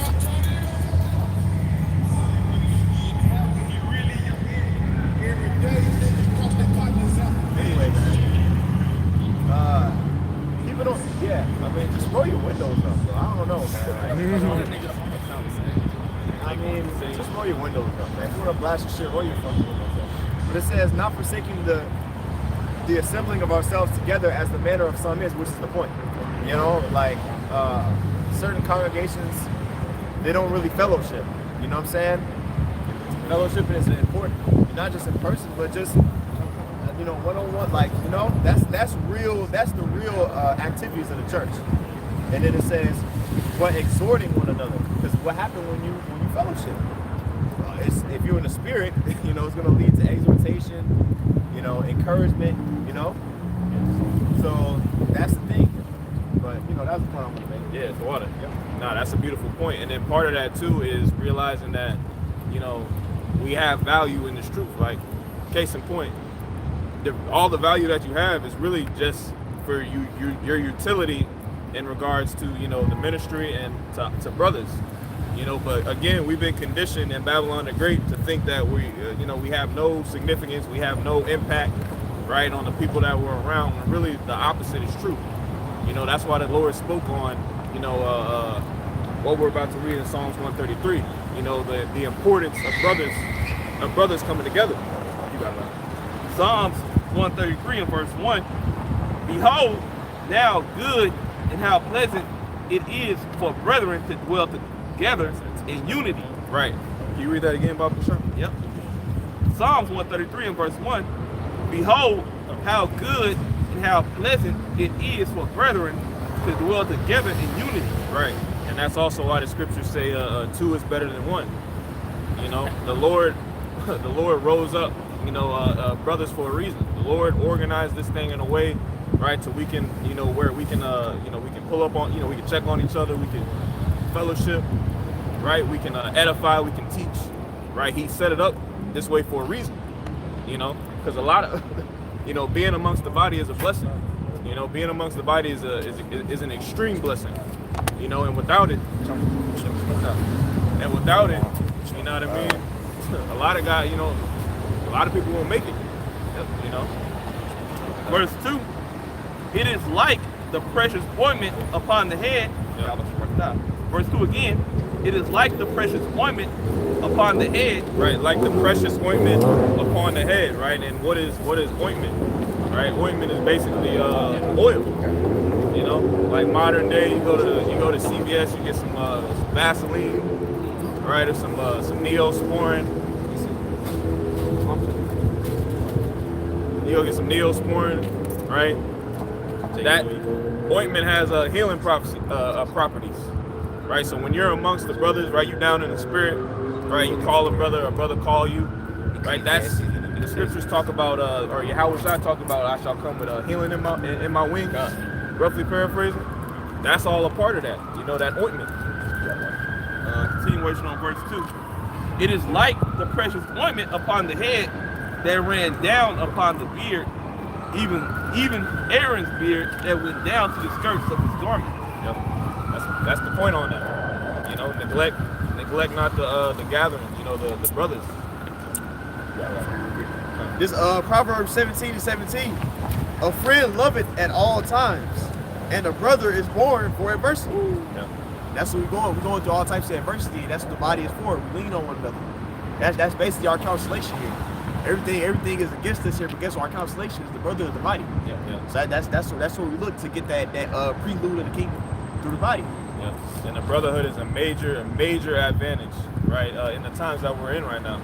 Don't sleep on the importance and the power of, you know, the body. You know, because again, as brothers go into, right, this is something that nobody else has this. Right? You got people in the world that may have maybe a couple family members here and there that they can kind of deal with, you know what I mean, and get along with a little bit. But for the most part, it's a dog eat dog world out here. These people don't got friends like that. These people don't got people they can trust. That's an extremely rare thing here in Babylon the Great. You know? And the value of it is going to be made more manifest as these prophecies unfold. Yeah. And because you got what's the guy from the InfoWars? Alex Jones talking about he gonna eat his neighbor and shit. You don't think that these regular everyday Edomites ain't gonna go to that extreme, man? They're not gonna take it there. They already smoking human bones in Sierra Leone. in Sierra Leone. You know what I'm saying? You know? Right. And that's the spirit. That's the spirit. These people are walking, you know, this group of friends or whatever, walking up past the camp. This nigga It's got a gonna crop be top on. the same group of people like this. They're gonna be fucking eating each other and shit. Yeah. No, they're gonna be getting murked first. Yeah. You know what I'm saying? Then the hate crime's gonna go up. You know what I'm saying? Because people, you know, they're gonna get murdered. They're gonna be getting judged first, man. You know what I'm saying? Because a lot of people really don't like seeing these motherfuckers walk around the street, but they can't judge them. They can't judge them because, you know, they're gonna be put under the jail. They got special protection. Yeah, and too, a lot of those people, they're more prone to sickness. You know, them nasty moles. You know, they're more prone to sickness, man. They immune system is not that good or built up because they nasty as fuck. They're doing a lot of abominable things. They got diseases. Yeah. They got bacterial infections. Fucking niggas is nasty, man. You know, terrible, you know, bad enzymes in their stomach. Yeah. Doing all that nasty sexual acts. I was gonna say too, because what group of so-called friends these people in the world have a day where they get together and don't have food or water? You know what I'm saying? We have a day of atonement where we get together and we don't eat and we don't drink. You know, we have a day like that. So you would feel a lot more comforted about somebody who's going through that with you versus somebody in the world who can't go 8 hours without eating, man. Have a little Teddy Graham or something, you know. These people are fucking kids, man. They start getting mad as fuck when they don't get no food. You know? These men up here we fast daily, man. You know, it's common, you know, not daily, but it's common. Yeah. And then on top of that too, we actually we've been through the being doers of the word. We exercise restraint, self-control. You know, not doing particular things that we know are wrong. You know what I mean? According to the law, statutes, and commandments, and according to the Spirit. You know, these people don't have experience or morality, right? These people don't see anything wrong with, you know, dealing with his friend's woman, right? Or you know, lusting over his belongings. These people don't see anything wrong with that. There's no morality. Man. It's like it. It's Romans chapter 13 and verse 8 and 9, or 8 through 10. Owe no man anything but to love one another. For he that have loved one another have fulfilled the law. Right, and again, what is love according to the scriptures? Right, the love according to the scriptures is not just a fuzzy emotion, all right, a tingling that you get throughout your body, right, when you watching, you know, or you see a girl that you like, right, or you watching something and you see it and you like it, you just love it. You just love it so much, right? That's not what the scriptures are talking about, right? The scriptures talk about the keeping of the commandment, right, is love. The desire of discipline, right? In the Wisdom of Solomon, I believe that is, right? That's what love is according to the scriptures. It's a standard, right? It's a protocol, right? And that's what we're operating on in this ministry. Continuing on, verse 9. For this, thou shalt not commit adultery. Thou shalt not kill. Thou shalt not steal. Thou shalt not bear false witness. Thou shalt not covet. And if there be any other commandment, it is briefly comprehended in this saying, namely, thou shalt love thy neighbor as thyself. Verse 10. Love worketh no ill to his neighbor. Therefore, love is the fulfilling of the law. Love is the fulfilling of the law. So Baba Kashad, there was actually some good stuff in there. Can we read that? Oh, yeah, again? kinda, yeah. The second verse? Kinda, yep. This is Romans 13:9. I'll read it slower. Yeah. It reads, for this, thou shalt not commit adultery. Right, adultery, right? Sleeping with another man's wife. Right, you got it. Thou shalt not kill. Right, kill. Right, going into murder. Right, unlawfully killing an individual. You know, you got it. Thou shalt not steal. Thou shalt not bear false witness. Yep. And here's the thing about that. Like if you ever played like team sports, you know what I mean, or worked in a team environment, typically the most successful teams, the most successful organizations, they're successful because the team, the actual individuals that make up the team, there's a certain level of trust and integrity within the organization. If you have a team, right, you on a team, and the best player on the team is dealing with everybody's woman, that's not gonna be a fucking good team, man. Because all the individual members of the team, they got a side eye, right, or they got evil eyes toward one another. You know. So again, when these particular things that we're reading about are in place, it creates an environment for success. You know. Thou shalt not bear false witness. Thou shalt not covet. And if there be any other commandment, it is briefly comprehended in this saying, namely, thou shalt love thy neighbor as thyself. Yep. Thou shalt love thy neighbor as thyself. And that's part of the reason too Esau Edom got to come down.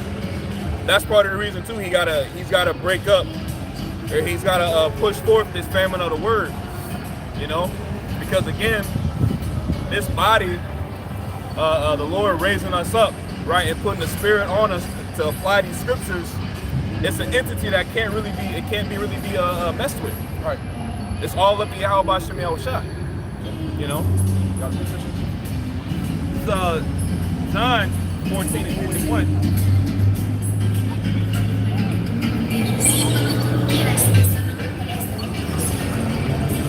John 14 and 21.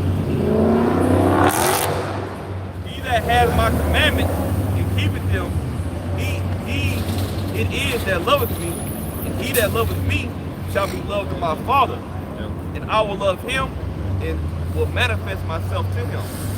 Okay, just going into what this brother is going into, man. All right, keeping the laws, statutes, and commandments of Yahweh Shem Yahushua is true love to the Father, man, and to the Son. All right, like the brother also went into, not a fluffy feeling. You might see Keisha walking down the street, man. All right, that's vain. All right, that's the lust of the flesh speaking to you, man. All right, even like the priest I now went into about that brotherly love amongst each other, man. All right, hey, even if when we're out and about in our leisure time, if a brother call us or texting in amongst one another in messages, and his brother need us, all right, what are we gonna do? If it be all possible, we're gonna drop everything that if we can and go help that brother, man. All right, and that's a part of charity. And Yahweh Shem Yahushua is looking for that, man. You know. Hey, that's spiritual roadside assistance. Yeah. You know, when you need help, your tire go flat on the highway. First thing you call a brother. You know what I'm saying? Yeah, they gonna come help you, man. Because why? Like the scriptures say, charity covers the multitude of sins, man. Right? Scriptures also say our righteousness is as filthy rags, man. So we need as many sins as we can to be wiped away, man. You know, to be covered.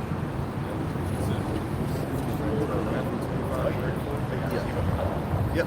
This Sirach knows Ecclesiasticus chapter 12 and verse 8. A friend cannot be known in prosperity. Right, a friend can't be known in prosperity. All right, and again, we're gonna see you know, everybody's friends are gonna be made manifest when shit really gets tight out here.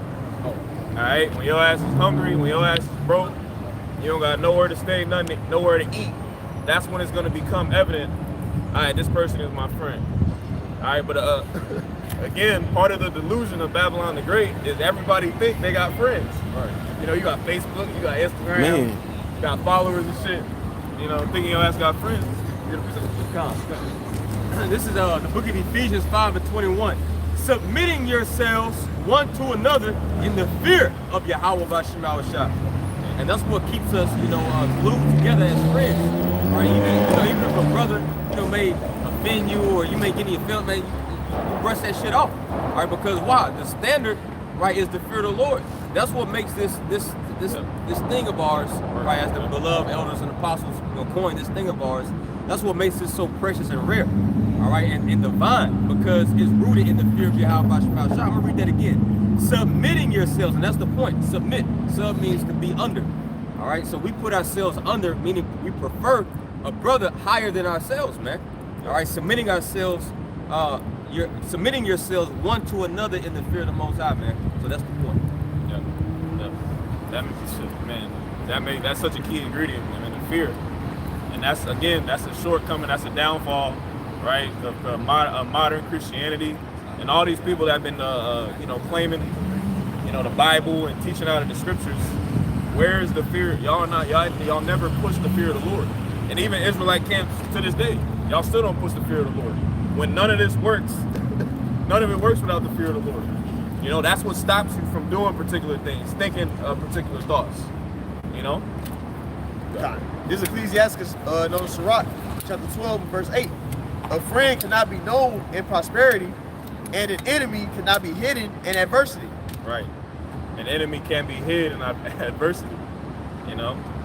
You know, again, you know, we're coming upon time, but we're going to hold 2 Ezra 15 too, right? The scriptures go into men invading one another, right? Those men invading one another, that's primarily going to be people that you know, right? That's going to be people that you thought, right? You had an inkling in your mind that you could trust that individual, you know, across the street, you know, who helped you with your, you know, helped you get your, you know, whatever, you know. Those are going to be the main ones invading your house, right? Trying to take what you got. Yeah. Is that it on that? Verse Ecclesiastes, no, Sirach, chapter 12, verse 9. In the prosperity of a man, enemies will be grieved, but in his adversity, even a friend will depart. In adversity, even a friend will depart. You know, whenever trouble hits, whenever things get difficult, that's when people dip out. You know, that's when things switch. All right, and that's why we're not relying on anything of this world. We're not relying on anything carnal, and we're definitely not relying on these fucking people. Right? These people are flakes, man. Yeah. I was gonna say, that's why John 15 says, "Greater love than this to the man that laid down his life for his friends." That's the greatest amount of love, is actually sacrifice. Love is an action word. It's not just oh, I love you, and then something go down and you ain't willing to put nothing up. That's what love is, sacrifice. That's why Yahushua demanded us, as I've loved you, you love one another. So we gotta lay down our lives and sacrifice for the body, just like Yahushua did for the body. Yeah. That's what he ordered us, commissioned us to do. Yeah, Yahushua is our only true friend, really. You know, scriptures talk about that. No greater love than a man who lay his life down for his friends. Roughly paraphrasing. You know, so only individuals coming in that spirit, those are our friends, and that's the body. That's it. You know, and that's all we need. You know. Yeah, we can start on that. 2 Ezra chapter 15 in verse 1. One sec, Slakia. We'll grab that Matthew 34, right? Yeah. Matthew 25 and verse 34. Then shall the king say unto them on his right hand, Come, ye blessed of my Father, inherit the kingdom prepared for you from the foundation of the world. Yep. You got it. For I was an hungered, and gave me meat. Yep. I was thirsty, and you gave me drink. Yep. I was a stranger, and you took me in. Naked, and you clothed me. Yep. I was sick, and you visited me. Right. And this, when you go into this scripture, basically the Lord is letting you know that He's going to reward individuals right, who basically lent that helping hand, right, while during this grace period, right, and that makes that has unfolded in these times in the form of us preaching on the highways and byways. You know, the Spirit of the Lord, the Spirit of Yahweh Shem Yahushua is actually resting upon, you know, the elders and apostles on down, the men of the Lord, right? So for people watching, right, who are just, you know, watching for entertainment, right, scoffing, heckling, right, you don't even realize that, you know, instead of doing that, you could do what the scripture's talking about. You can actually make yourself useful, man. Come out here and listen. Come out here and ask questions. Even asking questions is useful. That's helpful, because that brings out edification. You know, you come out, you know, those are opportunities. These are opportunities for you to please the Lord. You know? You gotta go. Like they used to say in school, somebody else in the class probably won't ask the same questions. Yep. We going on that? I think it's in verse 4. Okay. Verse 38. When we saw that thee, a stranger, that took thee in, or naked and clothed thee, or when saw we thee sick or in prison, and came unto thee. Verse 40 is the point. And the king shall answer and say unto them, Verily I say unto you, inasmuch as ye have done it unto one of the least of these my brethren, ye have done it unto me. Bible shot. Let's read that again. There's some. Verse 40 in the Matthew 25. Yeah. And the king shall answer and say unto them. Can you read the last verse too? Verse above. Yeah, verse above. He's speaking for Psalm 91. Verse 38 again in Matthew 25. When saw we thee a stranger and took thee in? Yep. So they're asking, when do we see you, Lord? Like, when do we have this opportunity, you know, to lend that helping hand? Right? We never saw you. You know, that's what they're saying, proving that again, the spirit of this Yahweh Shem Yahushua is not going to manifest himself in your damn living room, right? And then break down the gospel and just, you know, give it to you. No, the Lord rose up men, right? And he put them on the highways and byways, right? Proverbs, the 1st chapter, right? Lets you know that. You got to go. Verse 38 again. When saw we thee a stranger, or took thee in, or naked and clothed thee? Or when saw we thee sick, or in prison, and came unto thee? Verse 40. And the king shall answer and say unto them, Verily I say unto you, inasmuch as ye have done it unto one of these least of these of my brethren, Right. ye have done it unto me. Yep. So if you, again, your opportunity to please Yahweh Shem Yahushua to step into the good graces of the Most High, that was made manifest in the form of, you know, the men of the Lord on the highways and byways, preaching the way that you received this word. But a lot of you jakes, a lot of that's going over y'all head, and y'all thinking that, oh, he's just some bums out here. You're right. You're not even realizing that we're an extension, right? Yahushua is like another the hand, right? The right hand, right? We're an extension of Yahweh Shem Yahushua. You know, and really it's all him doing this. You know, we didn't make ourselves come out here. You know, he put the spirit on us to come out here. I possessed on the right hand side. Come, I got one. Come, you go. Okay. I'm gonna read through and I speak on it. This is 1 Corinthians 12 and verse 27 on down. Now ye are the body of Hamashiach, and members in particular.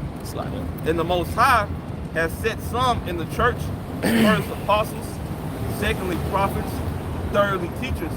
After that, miracles, then gifts of healing, helps, governments, diversities of the tongue. Are all apostles? Are all prophets? Are all teachers? Are all workers of miracles?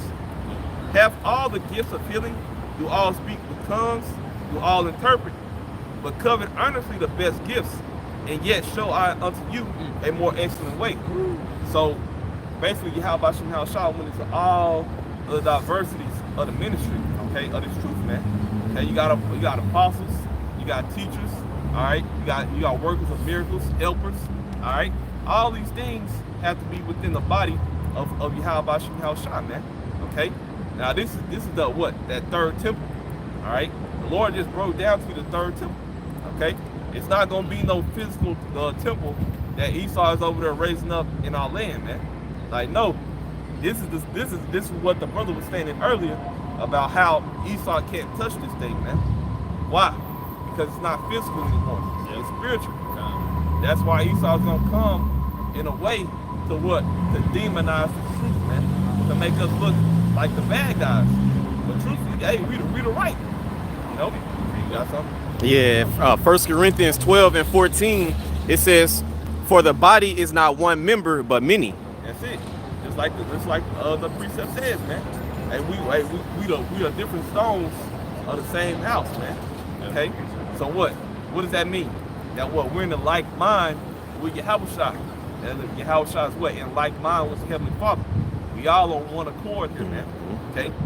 That's what a true unity is. That's a true unity camp. All right? It's not different camps with different doctrines preaching on the same street corner, man. That makes no sense. One believe in mermaids, the other don't believe in the ship. All right, the one believes you can have sex on the Sabbath.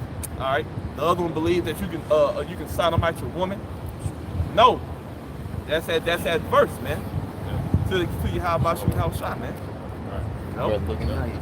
The scriptures talk about that. Can two walk together unless they be agreed? Exactly, right? There has to be a certain level of unification, you know, through the Spirit. All right, not only in what we're teaching, because there's unification amongst what we're teaching, but there's also a spiritual overtone to that. There's a spiritual unification that's taking place behind the scenes. You can't see it, you know, but we can feel it. We know it's there. It's Yahweh B'Shem Yahweh Shah, you know.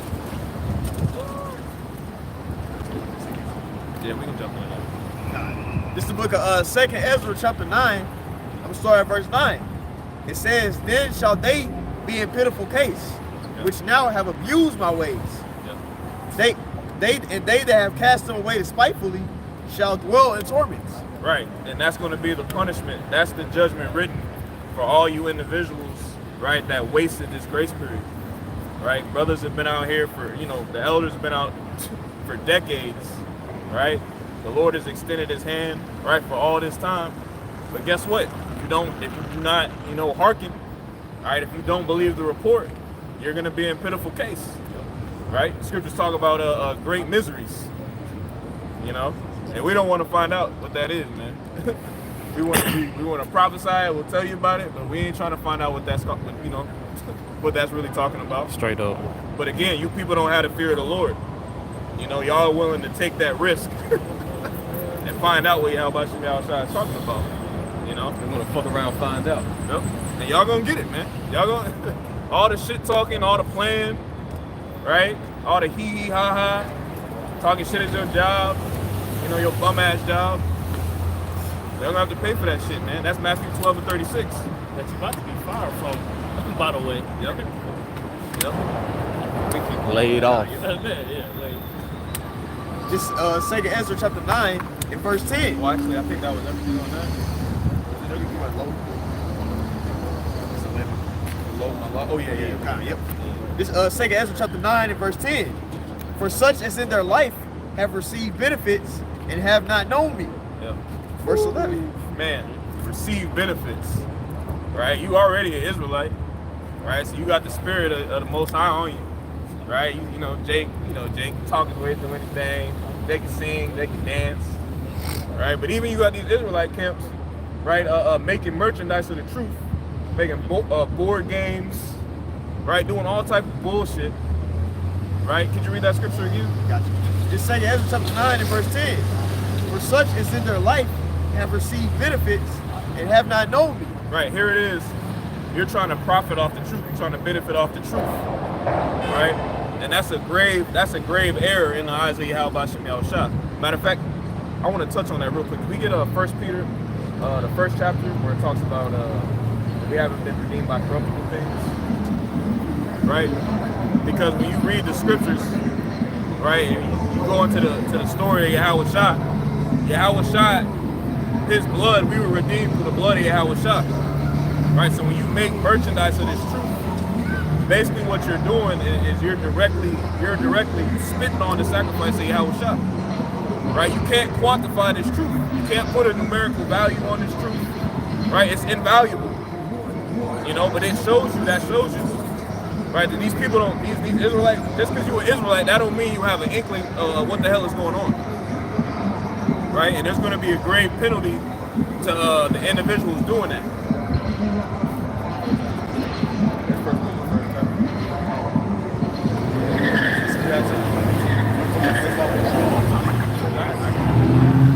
First Peter chapter 1 and verse 18. For as much as ye know that ye were not redeemed with corruptible things. Right, we were not redeemed with corruptible things. Right, and it's going to go on to list those corruptible things. And what does that word redeem mean? The word redeem means to buy back. Right, to buy back. We were bought and we were purchased through the blood of Yahushua. Right, you got it, bro. As silver and gold, from your vain conversation received by the tradition of your fathers. Yep. Your life in the world, right? That old man, that vain, dumbass life that you was living in the old world. You know, the same life that all these people are still living. You know, Sirach 34, right? The dreams of these people are vain and false, right? You got it, bro. Verse 19. But with the precious blood of Yahushua. Right, so we were redeemed with the precious blood of Yahushua, right? So again, to all you individuals, right, camps, whoever the hell you are, selling T-shirts, right? Got the subscription model, Manure sunglasses. I mean, you can't make this shit up, man. Jake got a wide product range. You know what I'm saying? Jake selling T-shirts, Jake selling fucking rims, damn. You know what I'm saying? We're gonna fuck you niggas up, man. And really, it ain't much to really say because the judgment is gonna say everything. You know, the scriptures say we know in part and we prophesy in part. We know Yahweh Shemel Shai finna get down, man. And that's a spiritual thing that Yahweh did back then when Jacob was doing that. Hey, Yahweh came over flipping stone, big ass wood tables. All right, because tables weren't small, you know, back then, you know. So imagine the strength of Yahushua whipping Jake ass. All right, Lord got physical with Jake for doing some shit like that. Yep. So Lord gonna come back and do what? He gonna come back and do it again, man. He gonna get physical with Jake doing that same shit that they was doing back then here in this time, man. Yep. All right, this time it ain't gonna just be the Lord flipping tables and whipping your ass, you know. Hey, it's gonna be him putting you to death. Yep. For everybody to see, man. That's a token. That was a token of the judgment that he has planned. Yeah, I was just gonna also say, you know, he did that for a reason as well. You know, the scriptures talk about, you know, buy the truth and sell it not. Yep, that's you got it. Oh, no, I can get it though. Okay, yeah, man, these people are making merchandise from the word of the Lord, man. Selling breakdowns. You know, selling packages, prayers, and you know, so they really profiting off of their own benefit, not because of they want to do the work or they want to tell brother, hey, because when you came to the truth, that was exciting, man. That was, you would go up to anybody and try to tell them, you know, hey, you know, Israelite. You know, so you go up to your parents, your family, and be like, hey, you know. Of course, now, you know, you're more seasoned, so, you know, you're not going to just do that. But, you know, these people, man, they try to make money off of this. Yep. You know, that's why the Lord, when he went up in that temple, man, he was mad. You know, they selling Hebrew bracelets. Like, you got your name, you know, he probably had everybody's name, like, on a bracelet or something, or on a necklace. You know what I'm saying? Or a garment or something, who knows, but Lord was mad, man. We came in there, man. He started, you know, like brothers going into flipping tables. He started whipping people, man. He was mad. Yep. Like the house of the Lord ain't a storehouse. A storehouse. Yep. This Proverbs 23 in chapter 23 in verse 23. Buy the truth and sell it not. Yep. Also wisdom and instruction and understanding. Yeah, Right. man. So everything. No, you got it. You can break it down. You got it. Okay, yeah, buy the truth and sell it not. Right, and again, we were given this truth for free. Right, you were freely given the truth. You weren't when you woke up and you realized you were an Israelite. Right, you didn't pay for that. right? So again, you gotta have serious fucking demons on you, right, to actually go through the process, right, of making a website, right? You got a product range, you selling t-shirts, you got all the price points, right? You got a Microsoft, Excel sheet, documenting how much money you're making off of each shirt, right? You got to be totally bugged out to do some shit like that. But again, the scriptures say, Proverbs 20 and 12, right? For the hearing ear and the seeing eye, the Lord had made them both, right? The Lord blinded those individuals, and that's why the scriptures talk about the blind shall lead the blind into a ditch, Yeah, they were selling prayer, selling prayers, selling counseling between you and your woman. That's off as hell. Sakari? God, yes, sir. Don't surprise me. Yeah. They just following the blueprint from IUIC and ISUPK and GOC. They all follow the same. They all got their 501c3 charters. Yep. And that's what whoever their handlers are implemented to them. You know what I mean? When you get the charter, the 501c3 charter, you dig? So that's how the Rosicrucians implement, that's how they infiltrate the Israelite camps. You dig? Them guys didn't come up with that stuff. That's what their handlers. Y'all understand what I mean when I say their handlers? Whatever Masonic Masons or Shalom, bro, implement to them to do. That's all a part of trying to taint the doctrine and, Yep. And that's why they come down so hard on us. Scoffers, IUIC, they hired scoffers to personally try to destroy our image, but we don't care about image. Like, you can talk about us all day long, you can pull up, you could go somewhere. Look, bro, if you go somewhere, every one of us out here, they could go somewhere on an old Facebook page, they could dig up crazy pictures that make us look bad and crazy, whatever, bro. But we are here still doing the work. Right. You see what I'm saying? It's cool, because we don't care about image. Yahweh Shai is our image, man. You know what I mean? Them guys are doing all that because that they, under that 50C31, whatever the fuck, I forget to say it after a while. I used to know how to say it. The charter. Yeah, 501c3. 501c3 charter, which they are under guidelines, which means they're under contract. So they have to implement those things into their congregations. You see? They have to. They got to, because if not, then they lose their funding. You get it? The Sakari, them dudes, man, fuck them guys. Now, I'm gonna say this. I believe a lot of the guys in that congregation, when I say that, I'm talking about the grassroots guys. I still in my heart believe a lot of them dudes are sincere. I'm not talking about the leadership. I'm talking about just them regular dudes. Of course, a lot of them are niggas, but I do believe there's some sincere brothers.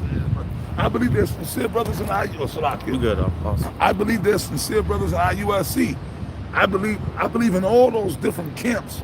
There are sincere brothers dispersed in some of them, like you dig what I'm saying? And Yahweh Bashim, Yahweh Shai will sift whoever those brothers might be out. You dig?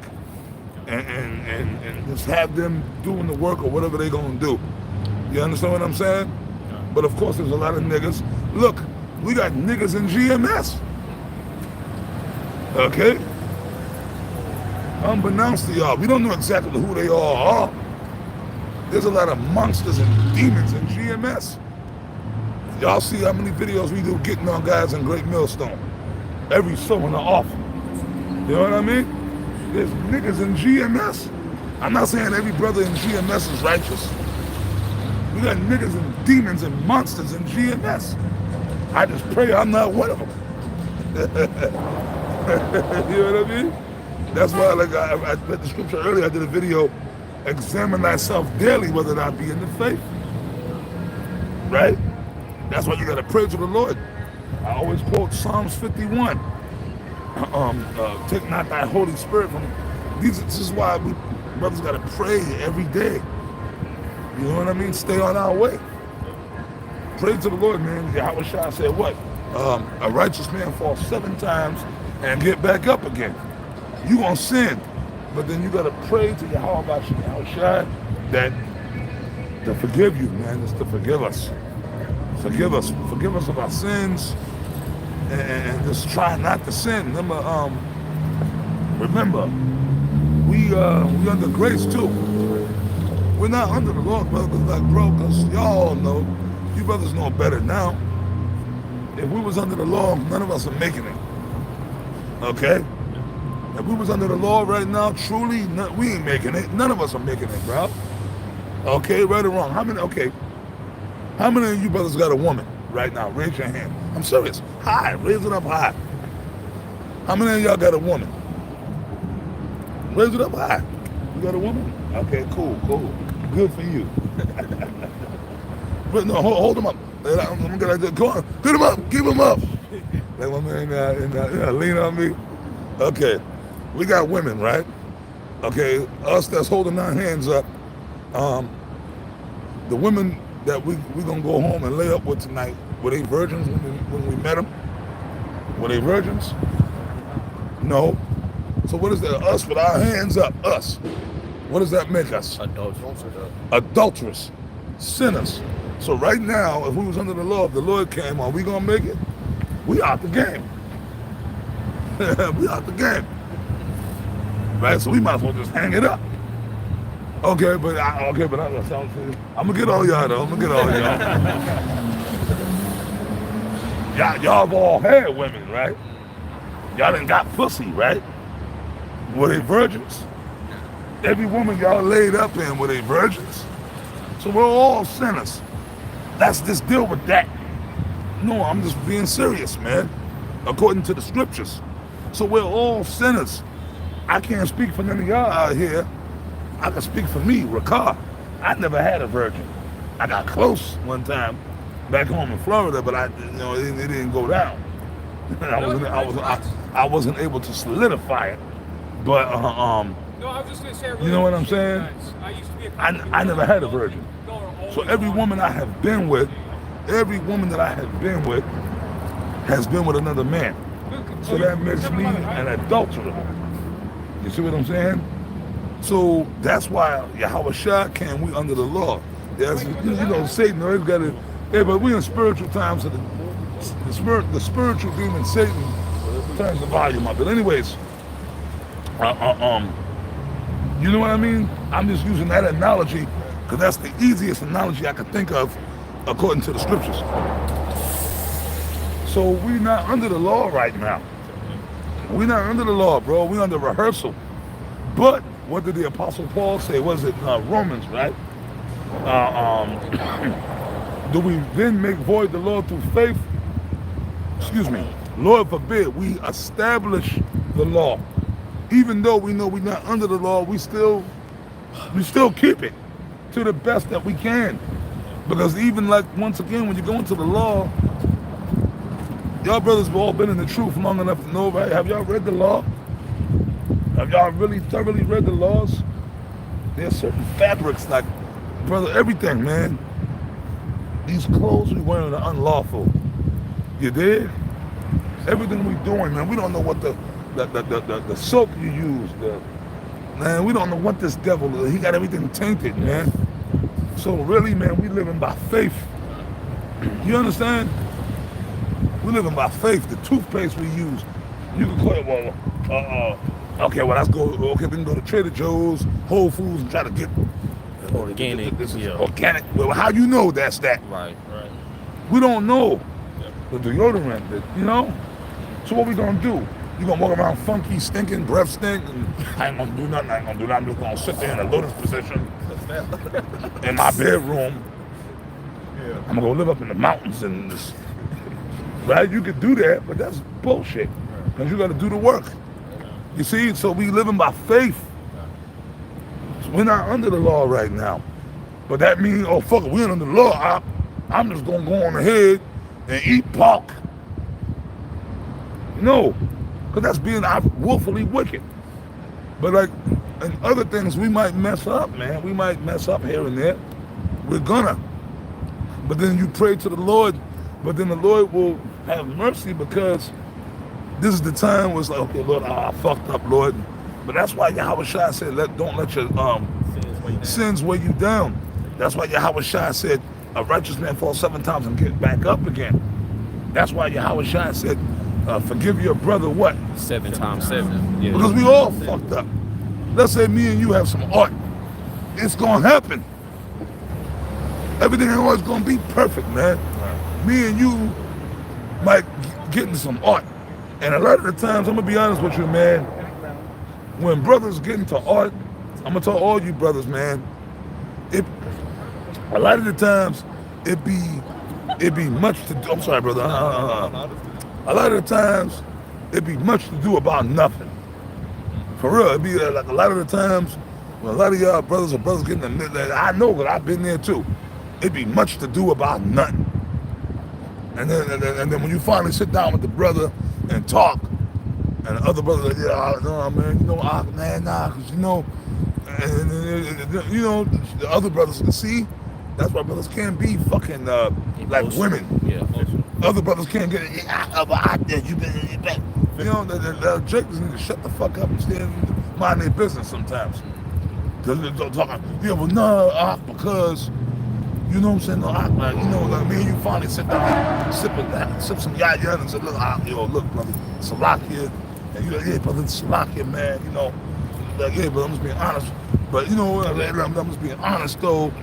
Blah, blah, blah, you this, that, I didn't like the way you did that. You know, well, look, I didn't like the way you did that. But then at the end of the day, another thing that we all, accountability. Sometimes you got to take the low.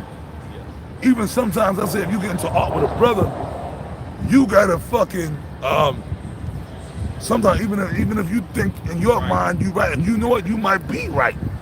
Maybe you actually right. Take the low. Yahweh Shai did, like, for real. Even if it's like, even though in your heart you know it like that, but I know I really, you know, brother Salakia, but my brother, if I offended you, and you know, brother, but a lot of times it'll be much to do about nothing. You gotta be the better man. Con, add in, brother. Yeah, that's right, man. Sometimes, you know, just to squash the situation, man, you just gotta say, you know, what's the luck, brother, you know, because, you know, we in the truth, though, you know, we believe the same thing, so it's better to just say, Salakia. If I offended you, Salakia. Done. And be like, yo, yeah, Salakia, bro. Like, hey, man. But then also, too, other Jake be fucking adding in the shit, too. Because a lot of the times it be like, okay, me and let's say we squashing some art, right? And then as we talking, yeah, well, you know, man, because, you know, not saying you, I'm just, you know, hypothetical. You know, I know because, you know, because this brother had kind of told me something, right? And then you be like, yeah. Well, not a reason, like, because, you know, I was talking to this brother, and he kind of, see, other Jake. Instigating. Yeah, that's the word I'm looking for. Jake be instigating shit. Sometimes Jake, just mind your goddamn business. Stay out of shit.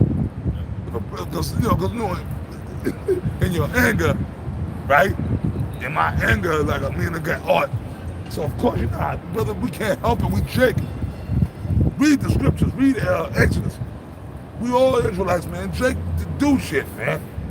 You get mad, so you have your moments when you, like, me and him got art tonight. So, yo.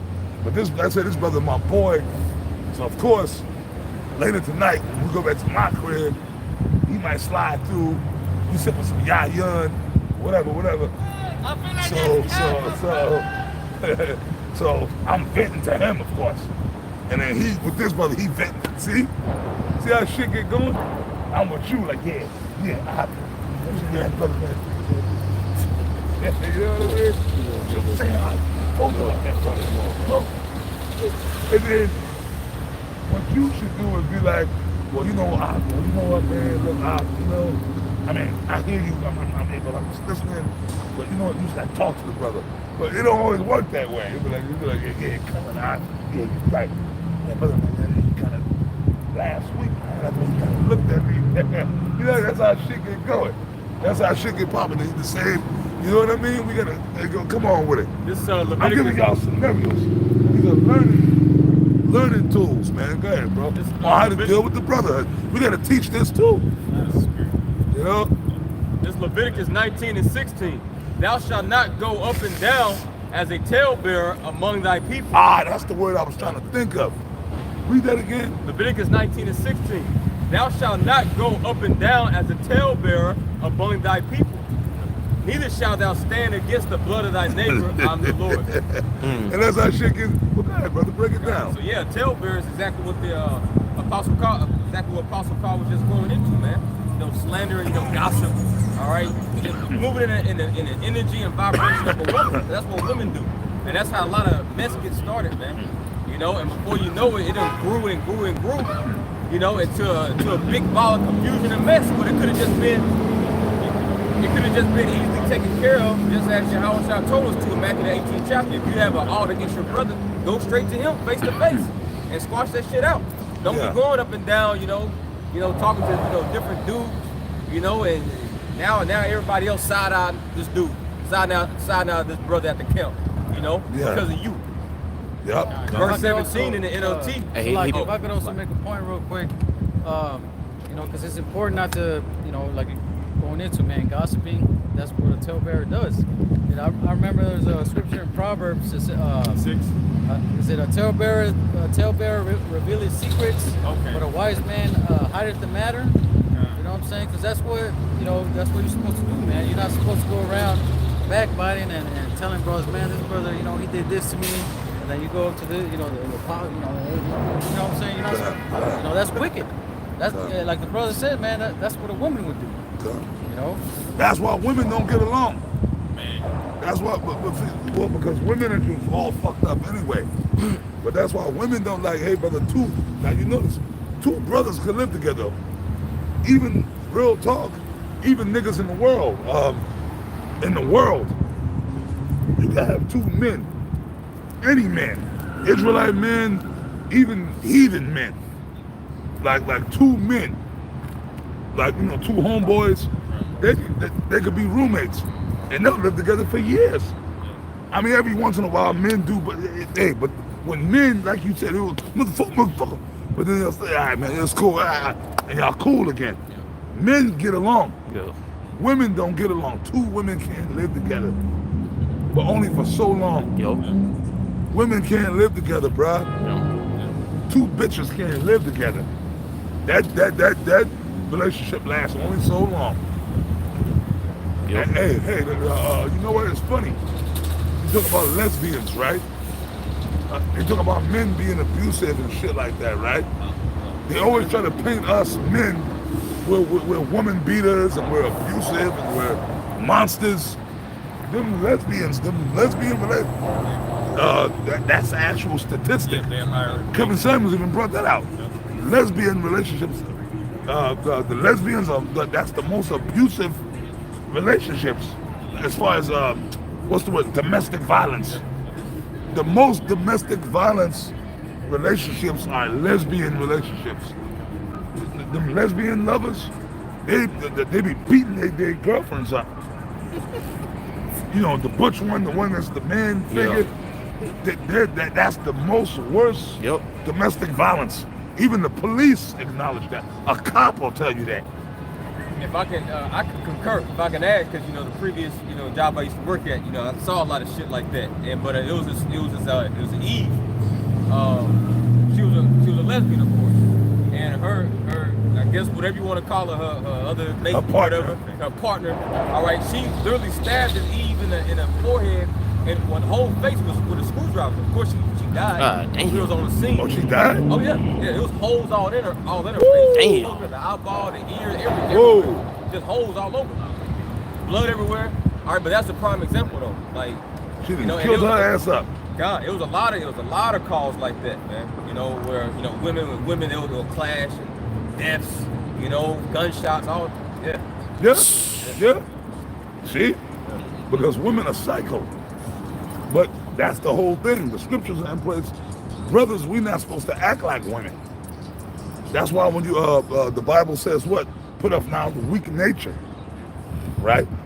We're supposed to have a different type of mentality. That's what separates us from the world, man. You see what I'm saying? That's what separates us from the world. The scriptures are supposed to be our barometer. You know what I mean? These scriptures. Everything goes according to the scriptures. You know what I mean? So it's like, hey, you got aught with a brother. What do the Bible say? Matter of fact, get that scripture. Get a couple of scriptures going here, man. And do you know what scripture I got in mind when it says, "When thou have aught with a brother, you go to thy brother"? You know what scripture I'm thinking about? Yeah. I don't remember where it's at offhand Matthew. right now. Go to thy brother, and and they give me the other one too, where it says, "Don't go before the altar, make peace with your brother." I got you, bro. Okay, come on. Y'all know what scriptures I want. I don't remember every scripture offhand, man. It's all up in the mix in my. It's all up in that soup in my head. You know what I mean? When I was a younger man, I was more sharp, and I can't remember numbers, man. But it's all up there. It's a part of me now. You know what I mean? Matthew 18 and 15, the point. Moreover, if thy brother shall trespass against thee, go and tell him his fault between thee and him alone. See, that's what I was actually breaking down earlier through the Spirit, right? Yep. Remember I said, like, if I got beef with him, I ain't supposed to go to you. And later on tonight, me and you talking, get out. Yeah, man. Tell me, let me be. You know what I mean? I'm supposed to go to him. No, I'm supposed to go to him. I ain't supposed to say shit to you. Like real talk. Like, let's say you're gonna be my boy, I ain't supposed to say shit to you. Like even if we hang out, I'm just supposed to hold that shit in. But I shouldn't be like, okay, even if I don't talk about it tonight, I ain't supposed to say nothing to you. I'm just like, okay, well, like whatever, okay, well tomorrow at the class, I'm hollering at this brother. And when we come on, yo, let me holler at you for a second. You know what I mean? That's thank you, right? Come on. Yeah, Apostle, if I can Yes, say sir. Yes, sir. The other brother that's just listening is in the wrong too. You're supposed to tell the brother, hey man, that's between y'all, man. Go tell him. You're not even supposed to hear that. Like, shut the fuck up, man. Go tell the other brother. So by not saying something, you're sinning too. So I think, you just there listening, you ain't gonna say nothing about him. So you just doing half a job. You're enabling. Yeah. You're enabling them. If I may, there's a term in the world too called being passive aggressive. Right? Being passive aggressive. That's a feminine quality. You know, when men deal, like especially when you read the scriptures, men deal. When an issue comes up, they go at it, directly. Straight to the point. Two more verses, 16 and 17. That's weird. Yeah. Matthew 18 and 16. But if he will not hear thee, then take with thee one or two more, then in the mouth of 2 or 3 witnesses, every word may be established. Can you read that from the top again? Matthew 18 and 15 through 17. Moreover, if thy brother shall trespass against thee, go and tell him his fault between thee and him alone. If he shall hear thee, thou hast gained thy brother. Yeah. So basically, go tell him. Go directly to him. Discuss what's bothering you, right? But it also is going to cover what to do if he ain't trying to hear it, right? If y'all still have that disagreement, you got it on. Verse 16. But if he will not hear thee, then take with thee 1 or 2 more, that in the mouth of 2 or 3 witnesses, every word may be established. Right. So you gotta. Man, I was just gonna say as well. That's why every brother, there's something that needs to be addressed. Maybe he'll have one brother or two brothers with him, just so they can hear the account as well. Because that's what you're supposed to do. And I believe the apostle had called for Matthew the 5th chapter, going into before you give your offering to the altar, you need to address whatever situation. Yeah, I want that one. I want that scripture, yeah. You need to address the situation with your brother and squash it, before you give your offering up to the altar. So that's why it's important to address those things like men, not being like women. You know what I'm saying? Coming, let's say you have a you have a situation with a brother, and then you come to camp, and then you're still thinking about it. You're like, man, you should have talked to that bro before you even came up to camp, man. God. Said, you know what, man, I need to talk to this brother. You know, if I need to have two brothers come with me and deal with the situation, then that's what needs to be done, according to the scriptures. God, man.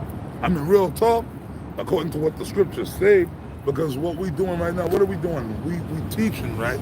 We are here on the camp. This is worship. We're worshiping the Most High.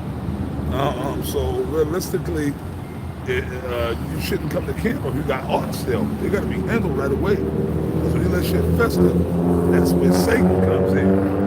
The spiritual demon Satan. There's just more time, and Satan is a motherfucker. I'm telling you, brothers. The spiritual demon, man, this motherfucker's powerful on the left-hand side.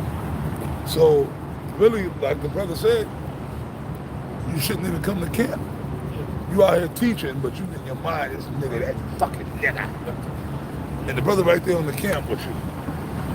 You looking at him sideways. You know? And scriptures say you pretty much like don't judge somebody else like the way you would be judged. Pretty much. What is that? That's what said. It's another one. I think it's James. Yeah. How do you go? Yeah, pretty much judge a man like the way you would judge yourself. Pretty much like we asking the Lord for forgiveness, Right. but you want to hold a grudge against somebody else. You know what I'm saying? That's conflict of interest. You want the Lord to forgive you, and so you should forgive the brother if he does something to you or not holding that as well. And if it's a problem that's festered up, pray on it and go speak to the brother. You know what I'm saying? Con. Yeah, I mean, the apostle called it. I was gonna say, if y'all want to get that, because the apostle called it Matthew 5. Oh, you got it? Yeah, man.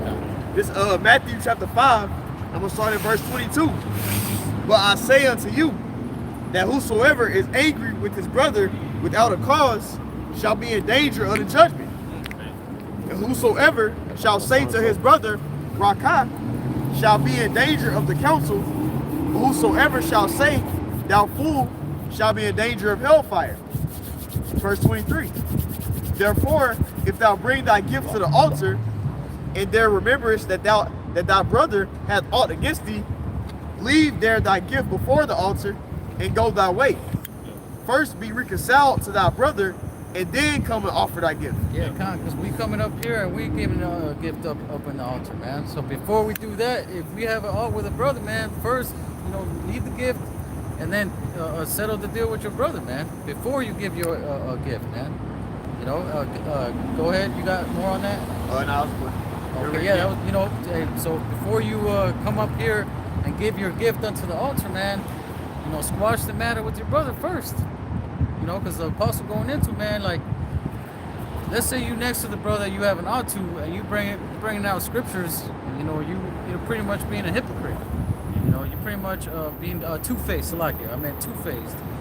You all cool with him when you bring out scriptures for him, but in the back of your mind, you're like, man, like, you mad. You mad at him, or you got a beef with him or something, So it's better to deal with it, because it's gonna mess with your mind when you preaching.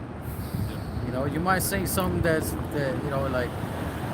kind of like redirected towards him, but not passive aggressive. Yep, that's right. Throwing shade. So throwing shade, the water. That's exactly the water. Yeah, throwing shade, and the brother might not even know. The brother might not even know that you got a problem with him. I hate catching. Yeah, that's a whole thing now. Like in today's world, you gotta like in Twitter, you gotta subtweeting. Yeah, like if somebody, like basically, like I don't know if y'all heard of that. Like if somebody subtweets you or they make a post about you on Instagram or on, they'll make a post about a particular person, but they won't put that in the message. They'll just put like a vague statement, but it's obviously directed at a particular individual. That's a worldly thing. Yeah. That leads to malice, like so ill intent. You'll start meditating some evil shit towards the brother, because you sitting there and let that grief or whatever you have towards them to sit and fetter. That's how people murder somebody. That stuff is pre-intended. Somebody will kill somebody because they was thinking about that. They had some reason they wanted to kill them. They was thinking about that, sitting on it for a while. So that's what leads them to doing stuff. Hey, just to back up what the brother say, it's going into.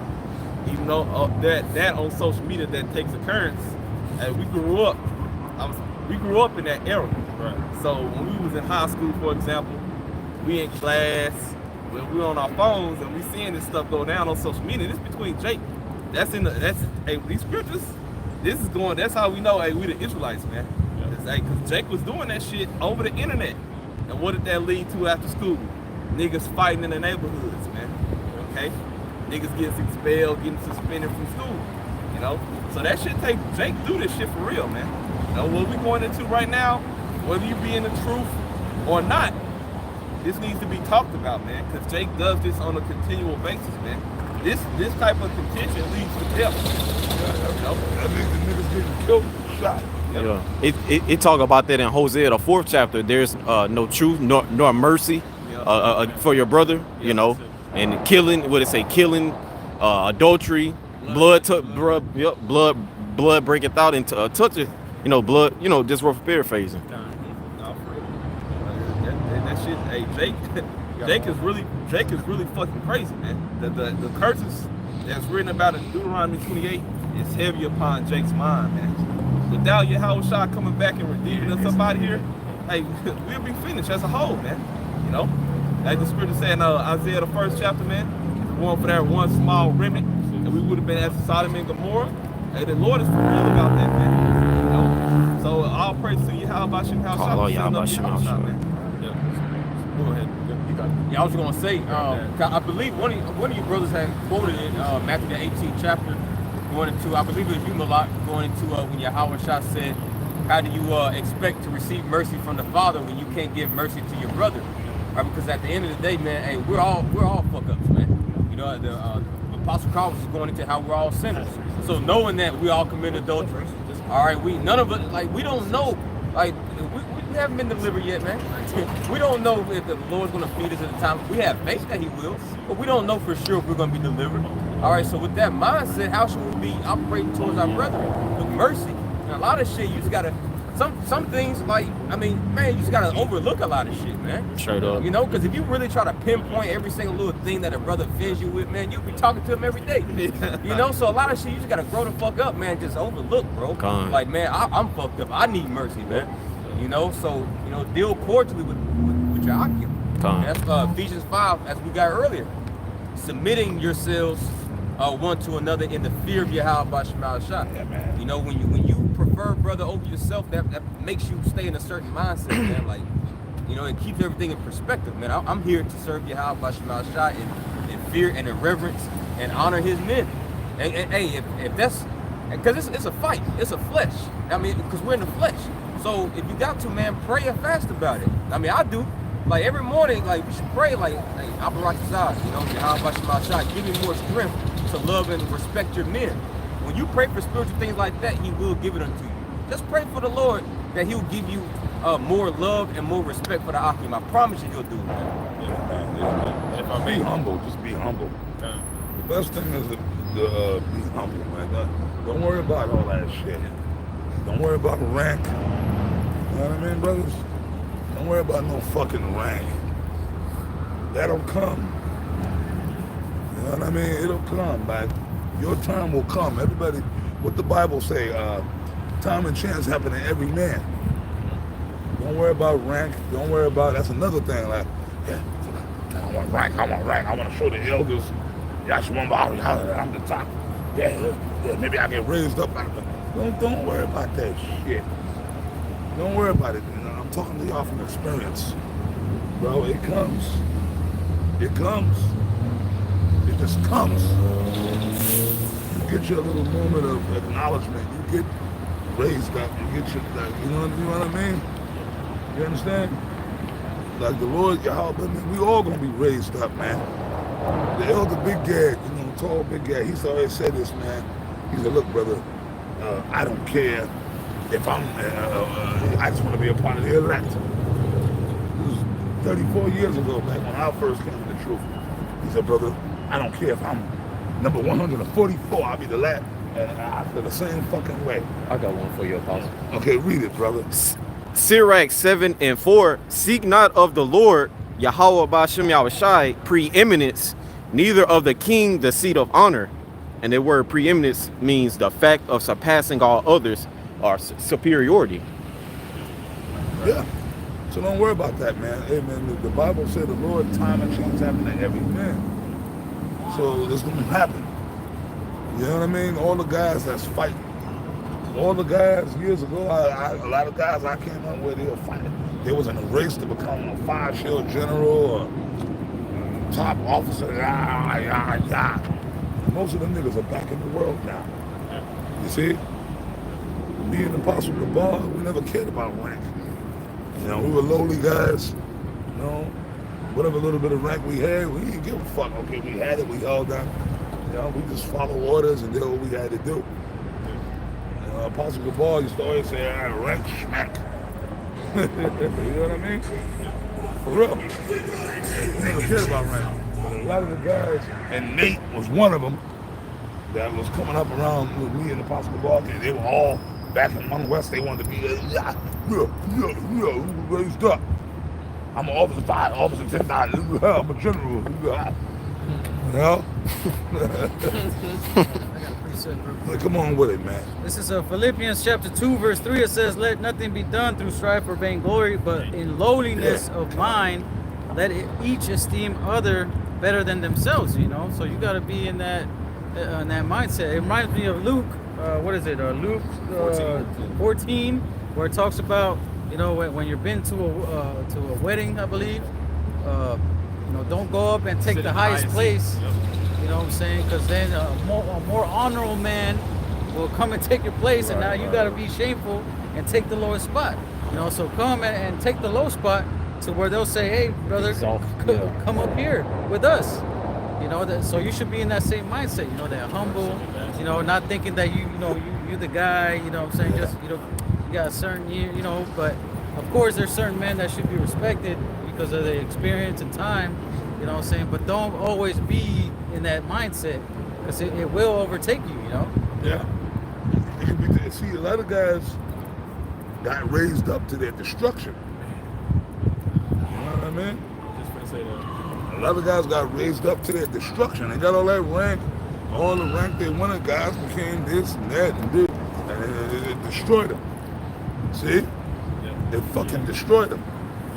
You know what I mean? Sometimes, like when you but the Lord give it to you when you ain't looking for it, and when you give it, you kind of like don't really want it, but you have no choice but to accept what the Lord put in your lap.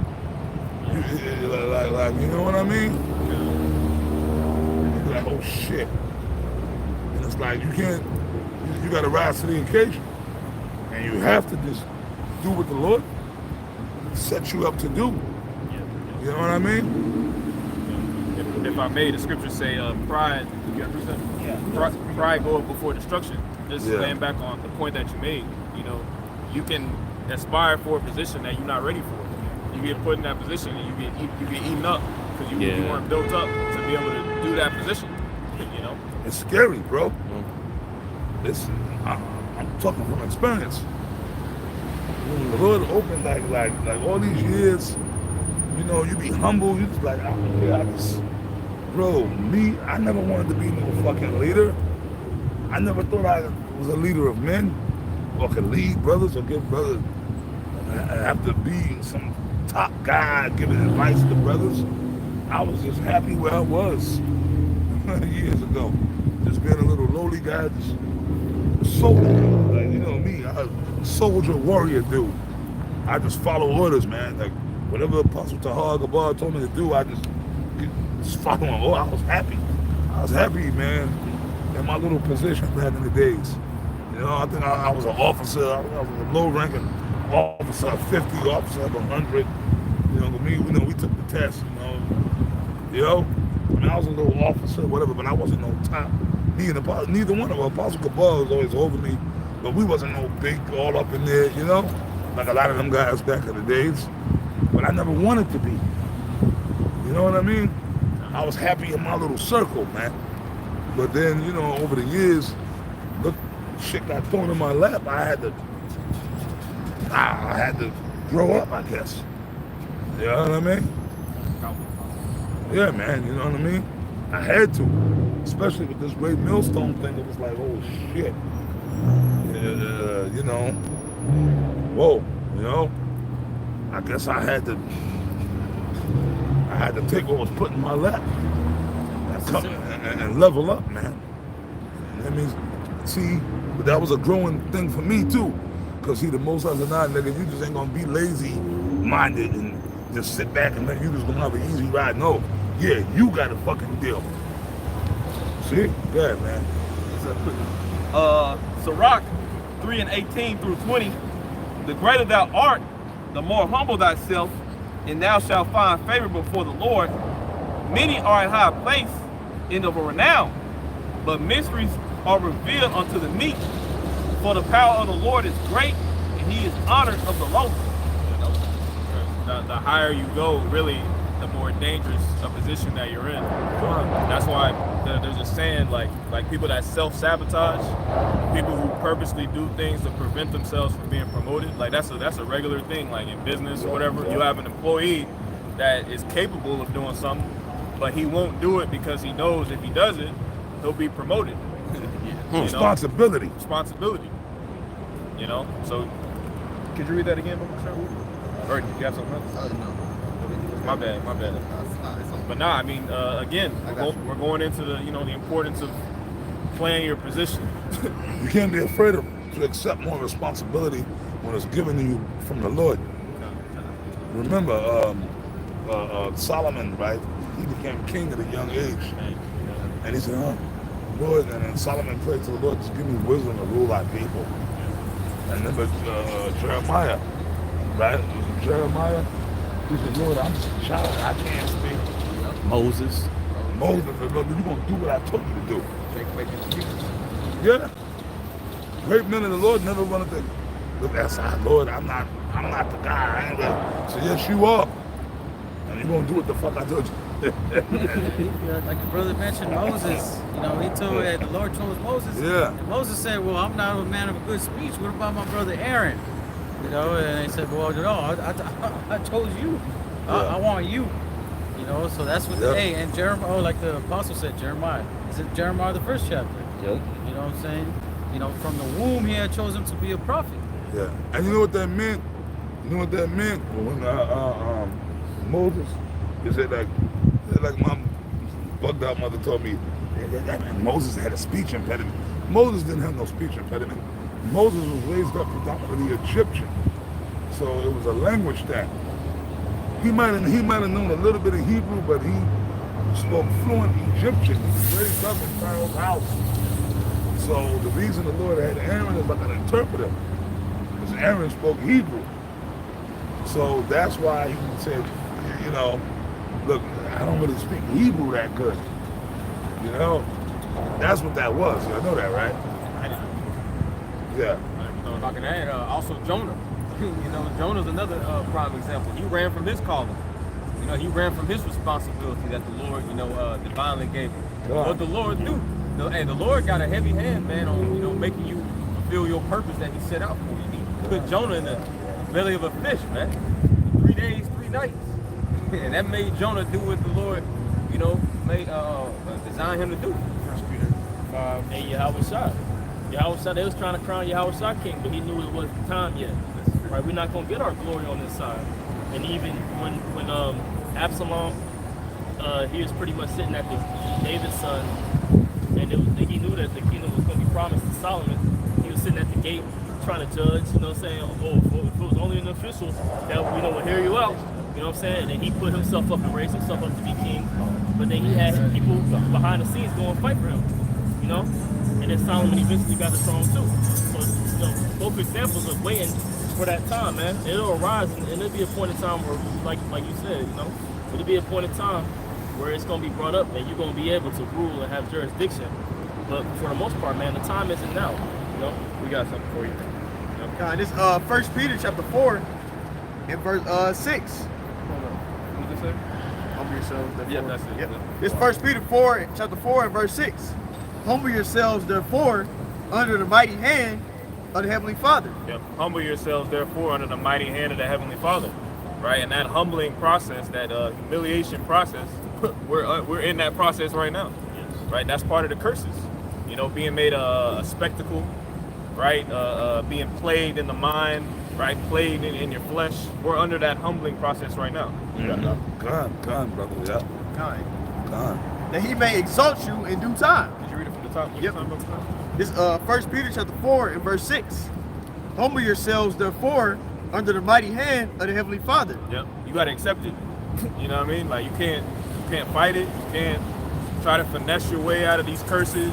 There's nothing you can do. All you can do is accept that this is the will of Yahweh Bashem Yahushua, and that He's preparing us for the position in which we hope to be a part of, which is a part of the elect. But He's not going to let everything pop off. He's not going to let Esau come down with great wrath until we're actually ready, to bear the brunt of that. And even then, He's going to have to give us a spirit. He's just going to have to put the spirit on us to endure. You got enough. It says that He may exalt you in due time. And that's the point, that He may exalt you in due time, right? And that due time, only the Heavenly Father knows that due time, right? The scriptures talk about that, how even Yahushua doesn't know, right, when He's going to get that green light, to come back, right? So really, that's all in the hands of the Heavenly Father. Scriptures talk about patience. I'm gonna add to you, brother. That's why the scriptures say we don't get our reward in the kingdom, man. Because right now we're supposed to glorify the Lord. We ain't here to be glorified, to be the most popular guys, or to be the man. We be the man in the kingdom. Y'all was trying to get His glory first. How the hell you gonna try and be glorified over the certain? Our Lord ain't got His glory yet. You trying to get glorified? That ain't how stuff works. Yahushua had to prove Himself. We got to prove ourselves as well.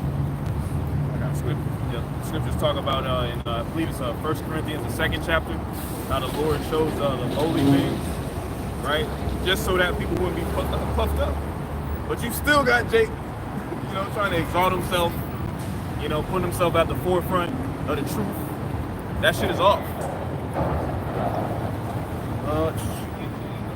Matthew 23 and verse 11. But he that is greatest among you shall be your servant, and whosoever shall exalt himself shall be abased, and he that shall humble himself shall be exalted. See, well, we said that. The guys that humble themselves, those are the brothers that never getting raised up.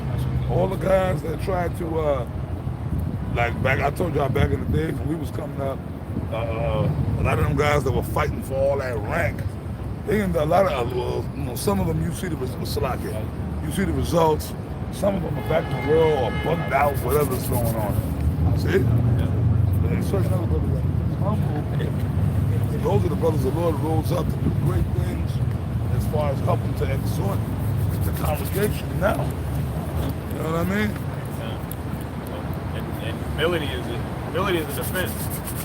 Like taking yourself too serious, like that can be, detrimental. Like case in point, like brothers just joking around, or you take some shit to the heart, right? You hurt for years over some shit.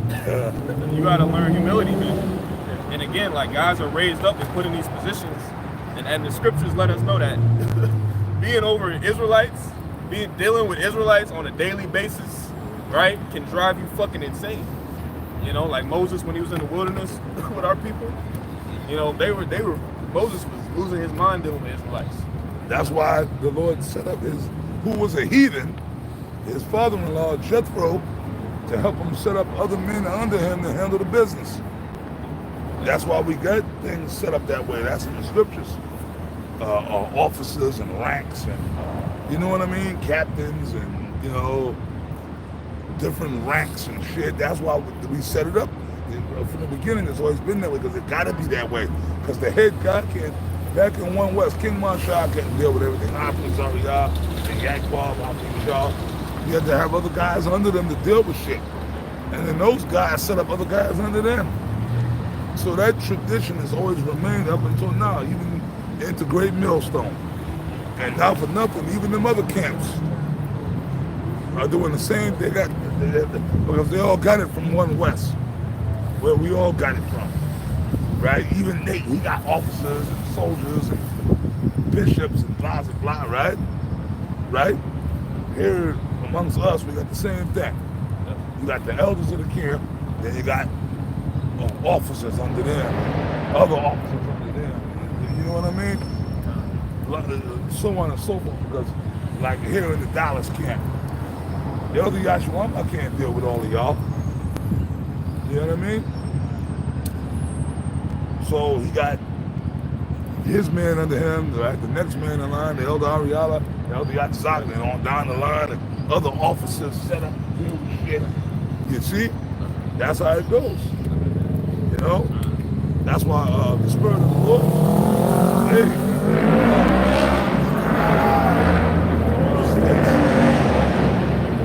I'm not gonna scream over that noise.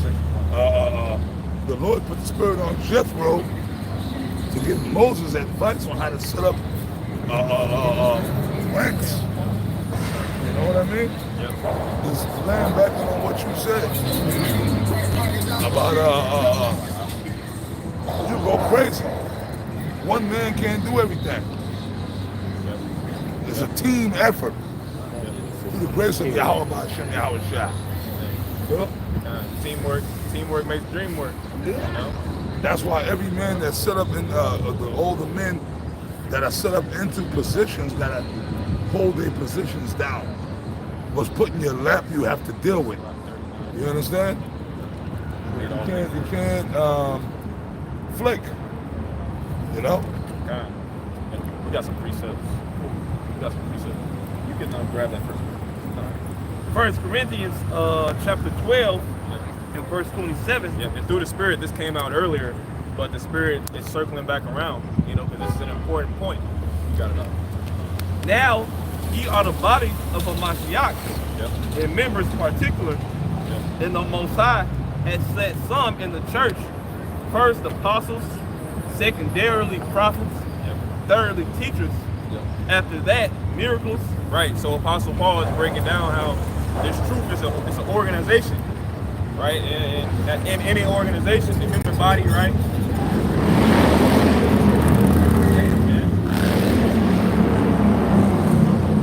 You got particular parts made for particular uses. Case in point, even the brain by itself. You know, even Esau will tell you the brain is made up of it's made up of several different parts. You know, you got the frontal lobe, you got the cerebellum, right? And all those things control different aspects of the body, right? And then you got the, you know, you got your skin, you got your hair, you got all these things played very critical uses. You found that scripture in Sirach 39? We'll get that right. Yeah, we started 21. How do you not notice that, bro? This Sirach, no, it's Ecclesiasticus chapter 39 and verse 21. A man need not to say, what is this? Wherefore is that? Right, a man need not to say, what is this? Wherefore is that? Or in other words, you know, everything has a use. Nothing is just random, right? Nothing is just random out here in creation.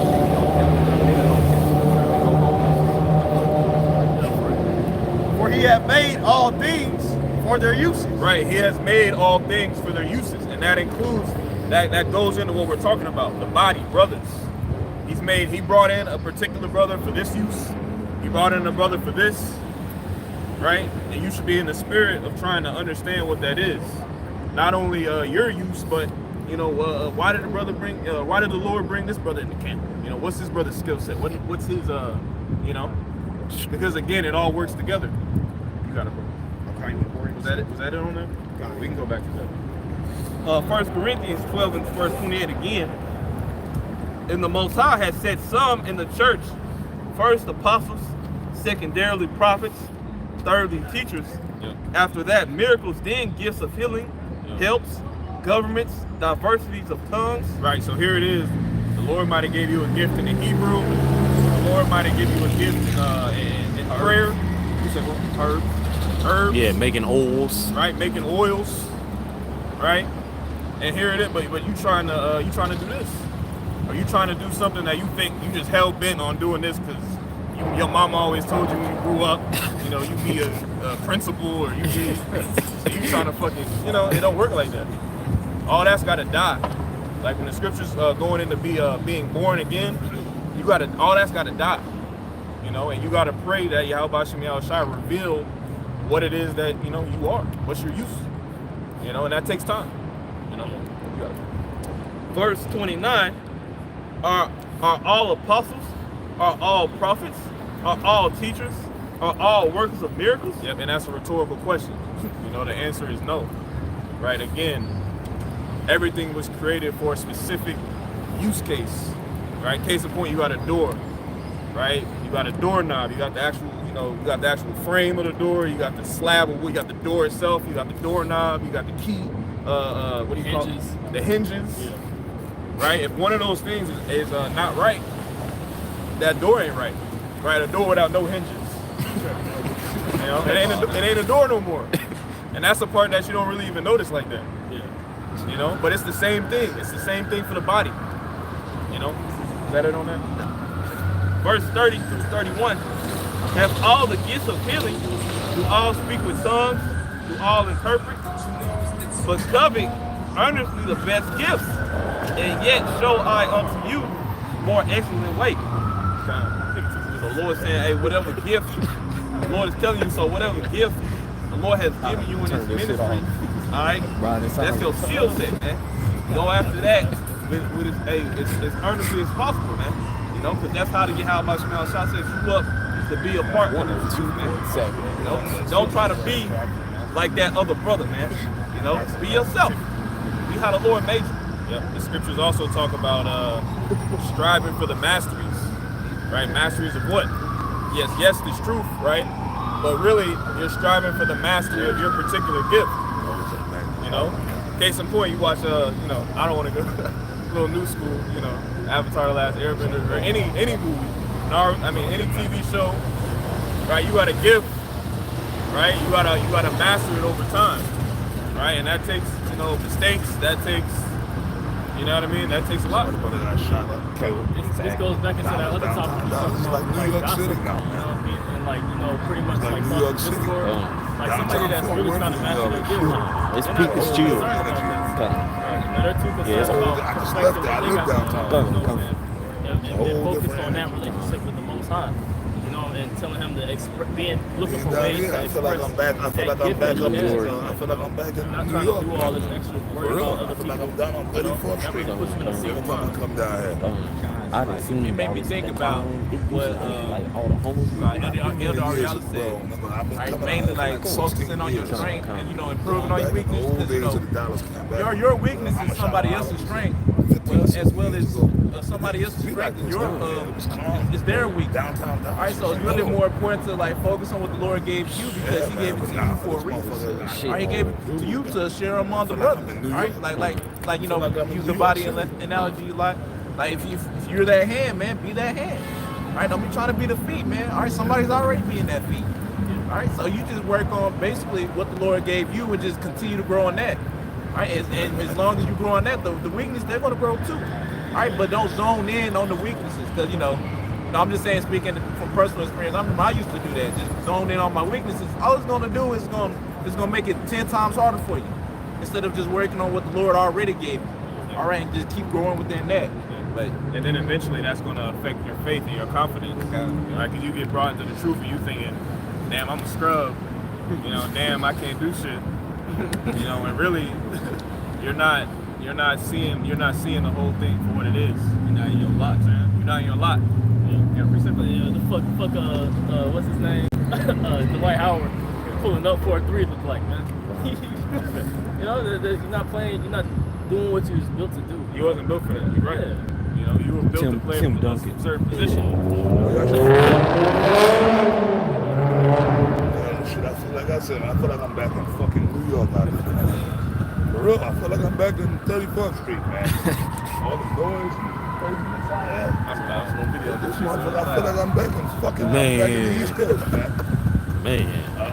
Anyways, I'm gonna keep that scripture. Members of the body, when the Apostle Paul talk about the different members of the body. Okay. Yep. Yep. It's Romans chapter 12 and verse 4. It's the New York City, man. For as we have many members in one body, all members have not the same office. Not all members have the same office. Yep. Damn,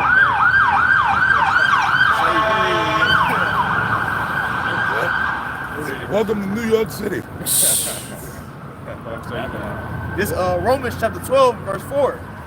For as we have many members in one body, and all members have not the same office. Yeah, like the president, right, in his cabinet, right. He's got the Secretary of Defense. He got the Secretary of Agriculture, right. He's got the Secretary of Commerce and Trade, right, so on and so forth. And all those individual offices require a certain skill set, a certain set of experience. Chapter 12, verse 5. So we, being many, are one in Yahushua, and every one members one of another. God, if I may add too, that's like when Jordan went 72 and 10, man. When they went 72 and 10, what happened? Yeah, Michael Jordan was the lead scorer. Dennis Rodman was getting all the damn rebounds, getting knocked 90 points. Yeah, Scottie Pippen with his defense. And he had the point guard. Their point guard was a shooter. So everybody accepted their role and played. What happened? They had one of the best years ever. The only people who beat it was the Golden State Warriors. Look at their team. We had Draymond Green, Stephen Curry, Klay Thompson. So that's how it's going to be able to function when everybody do their role. That's a good example. Because I mean, think about it. Even like case in point, Draymond and Steph Curry, right? Let's say like in the finals, like last game of the finals, Draymond steps outside of himself and tries to take a shot. A fade away three and shit. Try to take a fade away in crunch time. That's just one. Let's say he knew it the whole season. He just do it right there. That's a critical error. You see what I'm saying? Like due to the situation. Going back to what we were talking about. It's funny that you say that because that's when you go into like the KD and Draymond situation. That's why KD left, because like Draymond decided to take the last fucking shot. He's like, what the hell are you doing? You know you're not that type of guy. You're going into rank pretty much. You know, you're trying to step outside of the rank of what the Lord allowed you to be in, man. And then you see the difference between like people that do that stuff in their career, you know, like cause that instant replay, like that'll hunt a nigga career, and then he'll see that, you know, happen, he'll replay, he'll be like, nah nigga, I've been working on that during the offseason. He'll try to pull up to the next season, like I can't do that. That's in my bag, you know, and it just ruined that nigga fizzle out. He get traded, he just threw after that, you know. Rather he could have just stayed in his role, you know, and then did his thing. Somebody that's a good, I mean, you know, you're using good, you know, parallels, but like somebody that's good in their career and how they took things and waited for their leadership role. Somebody like Kawhi Leonard, man. You know, he pretty much sat and played, went through the process, and then built himself up, and over time he was able to take on that leadership role and was able to flourish. But it was at that right time, you know. Patience. Right, you got it. This Romans chapter 12 and verse 6. Having then gifts differing according to the grace that is given to us. Having gifts different, right? And that actually goes back to what we were talking about too, having offices, having, you know, situations with brothers, right? You feel some type of way because this brother got a gift that you don't got, right? Or he makes you feel, defensive, right? You feeling insecure, right? Because you don't got a gift that another brother got. That's a demon, man. That's a demon. Pray about that. Ask him, like, you know, what do you think, you know, through the Spirit, what have you seen, you know, you think that I do that's useful, you know? Start asking questions, man. Don't just sit on your ass and be fucking mad. You got it, bro. Yeah, yep. Romans chapter 12 verse 6. Having then gifts differing according to the grace that is given to us. Whether prophesy, let us prophesy according to the proportion of faith. Yep. Ooh, man. Yeah, let's prophesy, right? And what does the word prophesy mean? It's say before, right? But again, the scriptures say what? We know in part and we prophesy in part. But again, there's levels to everything. Some brothers have been endowed with, you know, the ability to see, right? Certain prophecies, a little bit more depth, you know, a little bit more illustration, you know, but that's all according to that gift. Can you read that verse again? Yep, this, Romans chapter 12 verse 6. Having then gifts differing according to the grace that is given to us. Yep. Whether prophesy, let us prophesy according to the proportion of faith. Right, let us prophesy according to the proportion of faith. Right, so don't be out here preaching something and you don't actually believe it's going to happen. You know, everything that we prophesy, we believe through the Spirit it's going to happen, or else we're not going to say it. You know, that's what that scripture is telling you. You got it off. Verse 7. or ministry, let us wait on our ministry, or he that teacheth on teaching. Verse 8, or he that exhorteth on exhortation. He that giveth, let him do it with simplicity. Ooh. Man, that's a Wisdom of Solomon, 1:1, I believe it is. And matter of fact, can we get there real quick? We'll get there real quick. We get Wisdom of Solomon. Right, because that scripture I mentioned an important word. It mentioned being simple about it. Right? Yeah, I think it's simplicity. It's simplicity of heart. Seek Him. Could you read that last verse again? God, this Romans chapter 12, in verse 8, or he that exhorteth on exhortation. He that giveth, let him do it with simplicity. Right. He that giveth, let him do it with simplicity. Right. Your gift, or whatever it is that you're trying to understand, it's not necessarily gonna be something super complex or super deep, right? Or some big splash, right, that everybody notices. Right. What Yahweh Shemel Shai brought you into the truth for, it may be a very simple task. It may be a simple, minute, so to speak, even though nothing's minute, task, And that's all you might need to gain salvation. Like, don't overthink shit too much. Everything you're saying is true. Like, hold your position, whatever. What the fuck you care? Everybody, Yahweh Shai gotta get his glory first, like we said. Yahweh Shai, man, and when he get his glory, if you are the elect, you gonna get the glory, man. Remember, the scripture said you're gonna have brothers that come in at the last, but they all gonna get the same penny. So it don't matter. It's like, yo, you're just gonna be delivered. You want the glory with Yahweh Shai, right? So that's all that matters, man. Yep. We get that. That Wisdom of Solomon. That's our stuff right here, bro. That Wisdom of Solomon. Did we? Right. You got that Wisdom of Solomon? Yeah, I got you.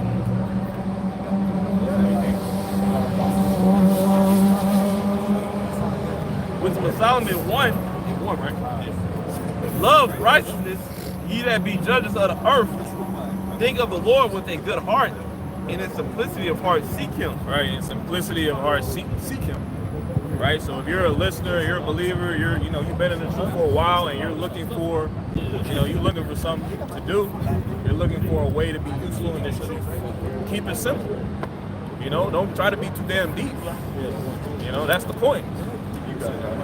Verse 2, for he will be found of them that tempt him not, and showeth himself unto such as do not distrust him. So that's the key. Those who are not distrusting you, right? Once Yahweh Shemel Shai makes it clear to you, all right, you can do this, or there's an opportunity to do this. You gotta trust in that. You gotta go. We're not in the times. Again, there's a sense of urgency in this thing. We're not gonna be out here forever. Right? The famine of the word is rapidly approaching. You got the TikTok ban. Right? We know you got YouTube censoring getting more and more strict. Right? We're not gonna be out here all forever, man. This shit is getting ready to get wrapped up real soon. Isaiah 55, we can hold that. Seek the Lord while he may be found, call upon him while he's near. Whatever y'all got. Yeah. It's Romans chapter 12 and verse 8. Or he that exhorteth on exhortation, he that giveth, let him do it with simplicity. He that ruleth with diligence, and he that showeth mercy with cheerfulness. Let love be without dissimulation. Abhor that which is evil, cleave unto that which is good. Cleave unto that which is good, right? Going into what we're talking about. You figure out something to do, right? You figure out, a role in this truth, right? A gift that you think you have, right? Do it in good faith, man. Do it in good faith. I got this. If I may add to you as well, like I say, the young men are supposed to be known for their strength. Like you're supposed to be doing stuff for the body. And then the men that's more experienced, they the ones that do a lot of the speaking and teaching. So that's a role right there. Hold the signs or whatever the case may be. A particular thing brothers need you to do. You a young man, and the scriptures say that's what we're using for our strength. I got this Isaiah 5 for you. If I can say something to you, and you have people that are very observant too, and they can point out somebody's strong suit, somebody that looks and they see, or you might, the spirit might be on you to see something and a brother does well, and you say, hey man, Dang, you did a good job on that. You know what I'm saying? I love that video that you did. You really broke that down. That boosts somebody up to be like, damn, that might actually be something that I'm good at. I thought I was kind of average. Brother point that out. So, you know, going and complimenting people on things that you see as a strength, instead of just standing back and kind of hating, you know, or just not saying nothing. That you lay an opportunity for that brother to, you know, focus on that. This is Isaiah chapter 55. And if I may too, the scriptures say, work out thine own salvation with fear and trembling. And as a matter of fact, I'm tempted to pull that word, that word, work. Let me get that real quick. I want to get that word.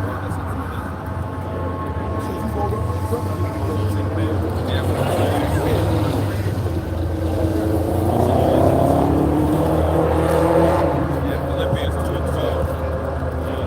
This book of Philippians chapter 2 and verse 12.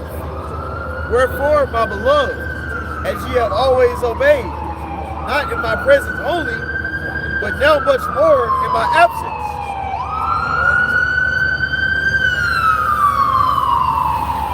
This Philippians chapter 2 and verse 12.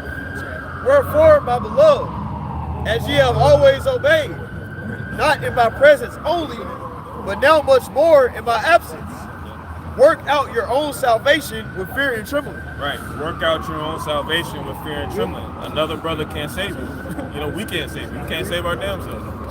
We need Yahweh Bashim Al-Shah to save us. Right? So what's the point? The point is that work, right? We're doing the work as far as, you know, teaching is concerned, prophesying is concerned, right? Going out to the highways and byways. But again, that work may not look exactly the same for everybody. Everybody has a part to play in this thing. Man, woman, and child. If you are aspiring to be a part of that remnant, right? The scriptures say, work out thy salvation with fear and trembling. You know, there are going to be opportunities too, especially as these prophecies unfold, as persecution takes place, right? There are going to be opportunities, you know, for individuals who have been watching, right, or whatever. You know, individuals are going to start coming out. We know that. Right, but there are going to be opportunities, you know, for people, you know, work out your own salvation. You know, so your minds need to start being geared towards, you know, utility. You know, what can I do? You know, you got a point, brother? Yeah, I just want to add a quick point. You could have said it, but you know, your mind should be, because you like I said, work out your own salvation with fear and trembling, man. So you should have had a mindset, how am I useful to Yahweh Bashim? You know what I'm saying? Because like you're going to, you can't be sitting there looking at another brother's talent. That way, whatever he's doing, that's what the Lord gave him and made him useful to the Lord. So whatever the Lord gave you, that's why scriptures speak about neglect not the gift that's been given to you. You know what I'm saying? So you have a gift that the Lord wants you to use, and that's going to make you useful to you, man. Like you to the talent.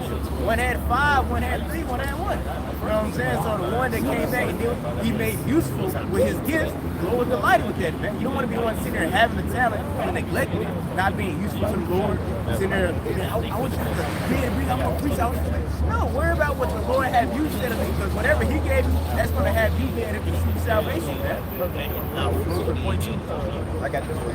That's why certain things come easy to certain brothers. Some brothers can get prophecy easier.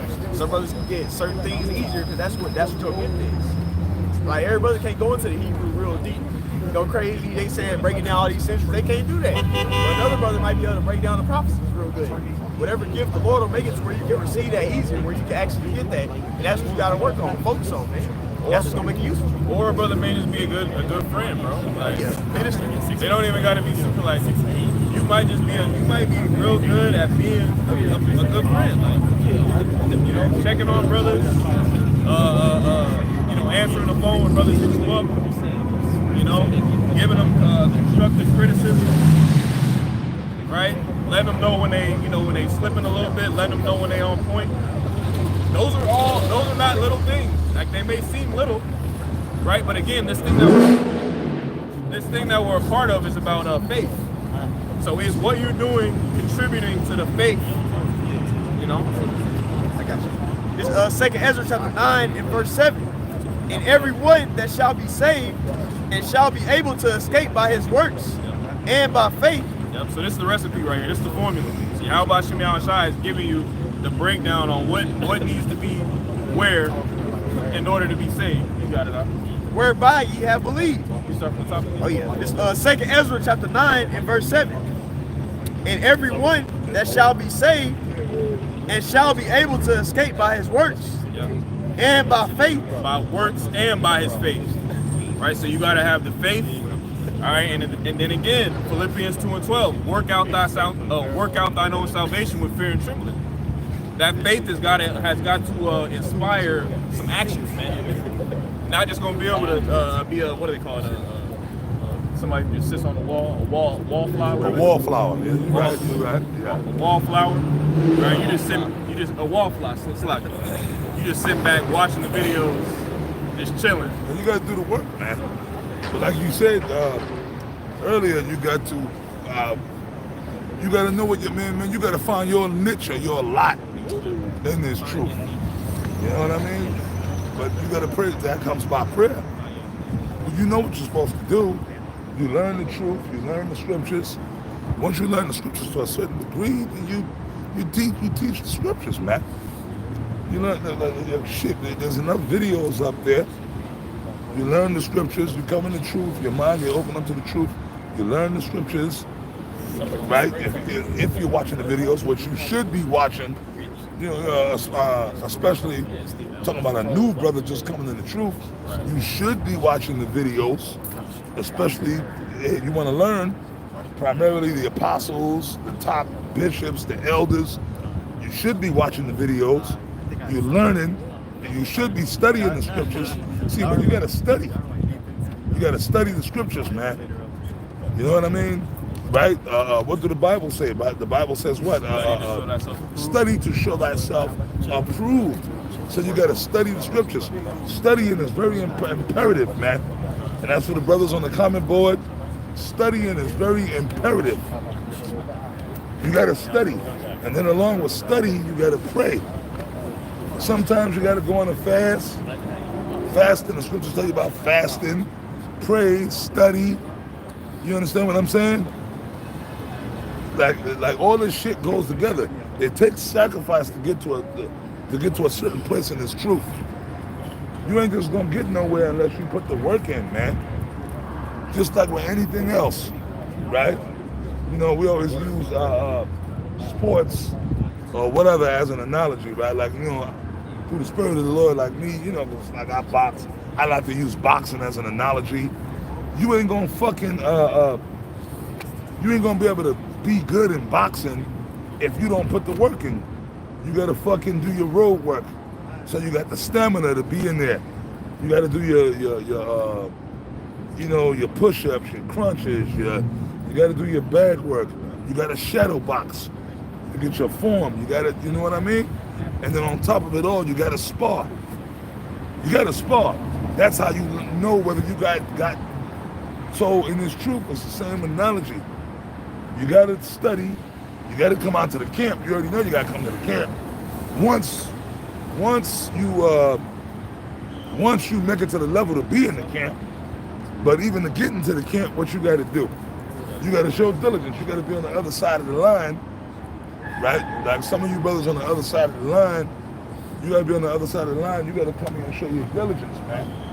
You gotta be here because you gotta show the elders that you serious. If they don't see you, the elders don't see, these brothers don't see y'all, right? You pop up every once in a while, hey, shalom, bro. Right? Like you come every other 2 weeks, you pop up, and then you might approach me and be like, hey, can I join the camp? You're gonna be like, nah, brother, nah, just, you know, we ain't ready yet.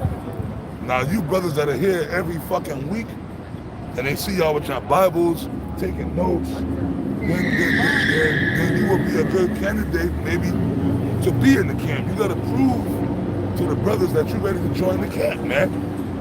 You brothers that's here the brothers on the other line, the brothers on the other side of the line, you got to show the elders that you're serious, man. You got to put in the work to get what you want. You know what I mean? But you got to study. You got to pray. You got to come up on the level. Study this. What's the scripture you quoted? Study to show thyself approved, right? You got to put in the work, man. Anything you want, you got to put in the fucking work. How do you think fucking, like I said, going back to boxing, how you think Floyd Mayweather got to be Floyd Mayweather? He wasn't just sitting on the couch eating Big Macs and shit. He was training, doing the shit. Yo, man, you work hard, you'll get your stuff. You know what I mean? You gotta study. You gotta study them scriptures. Then you gotta pray. You gotta meditate. You gotta, you know? And overall, whether you want to or not, you're gonna catch hell. Okay? You're gonna catch fucking hell. And and another thing, you gotta be prepared to lose everything you got. Okay? You gotta be prepared to lose everything. Don't be afraid, man. That's the walk of Yahweh Shai. You gotta be prepared to lose everything. You got a woman you love, be prepared to lose that bitch. Your kids, you might not be able to see your kids no more. Hey, whatever, bro. Maybe the Lord might not take, you know, hey. When you said each walk is different. Listen, man, we all walking on different roads. When I say different roads, I mean we heading in the same direction, but parallel roads. But it's all the straight gate. You understand? Yeah. It's all the straight gate. It's like this, like how we standing here, you walking, I can see you. I'm walking, he walking. But we all walking on the same fucking road. And it's a difficult fucking road. Your road might go like this and that. My road might go this, that. But it's all the straight gate. But we on parallel roads. I can't walk your fucking road. You can't walk my road. You understand? But it's all the straight gate, man. What's the straight gate? What did Yahweh Shai say? Position of difficulty. Come on, man. Speak up, man. Speak up, man. Exalt your voices, man. Water on one side and fire on the other side. But what is the straight gate? What does Apostle Gabar always say? And speak up, man. Suffering. A position of difficulty. And you brothers got to exalt your voices too, man. What the fuck? Your church mice, man? Exalt your voices, man. Okay? Get in the spirit, man. Y'all hear me? Come on, man. Upgrade your spirit, man. Okay? Exalt your voices, man. When you reading, you speaking, exalt your goddamn voice, man. All right? Be men. All right? You here to be what? A man. Okay? Come on, man. All right? You dudes want to get raised up, right? Y'all want to be, right? Don't be all fucking, come on, man. Don't do that shit around me, all right? Exalt your voices, all right? So when I'm talking to y'all, exalt your goddamn voices, man, all right? You dig? All right, that's it, man. Hey, man, y'all ready to wrap it? Lord's will, this camp was edifying. With that, I want to give all praises, honor, and glory to Yahweh, Ba'ashem, Yahushai, Ba'ashem, Kakwadash. Double honors again to the elders and apostles, great millstone that taught us this truth. And shalom to the next camp. Shalom.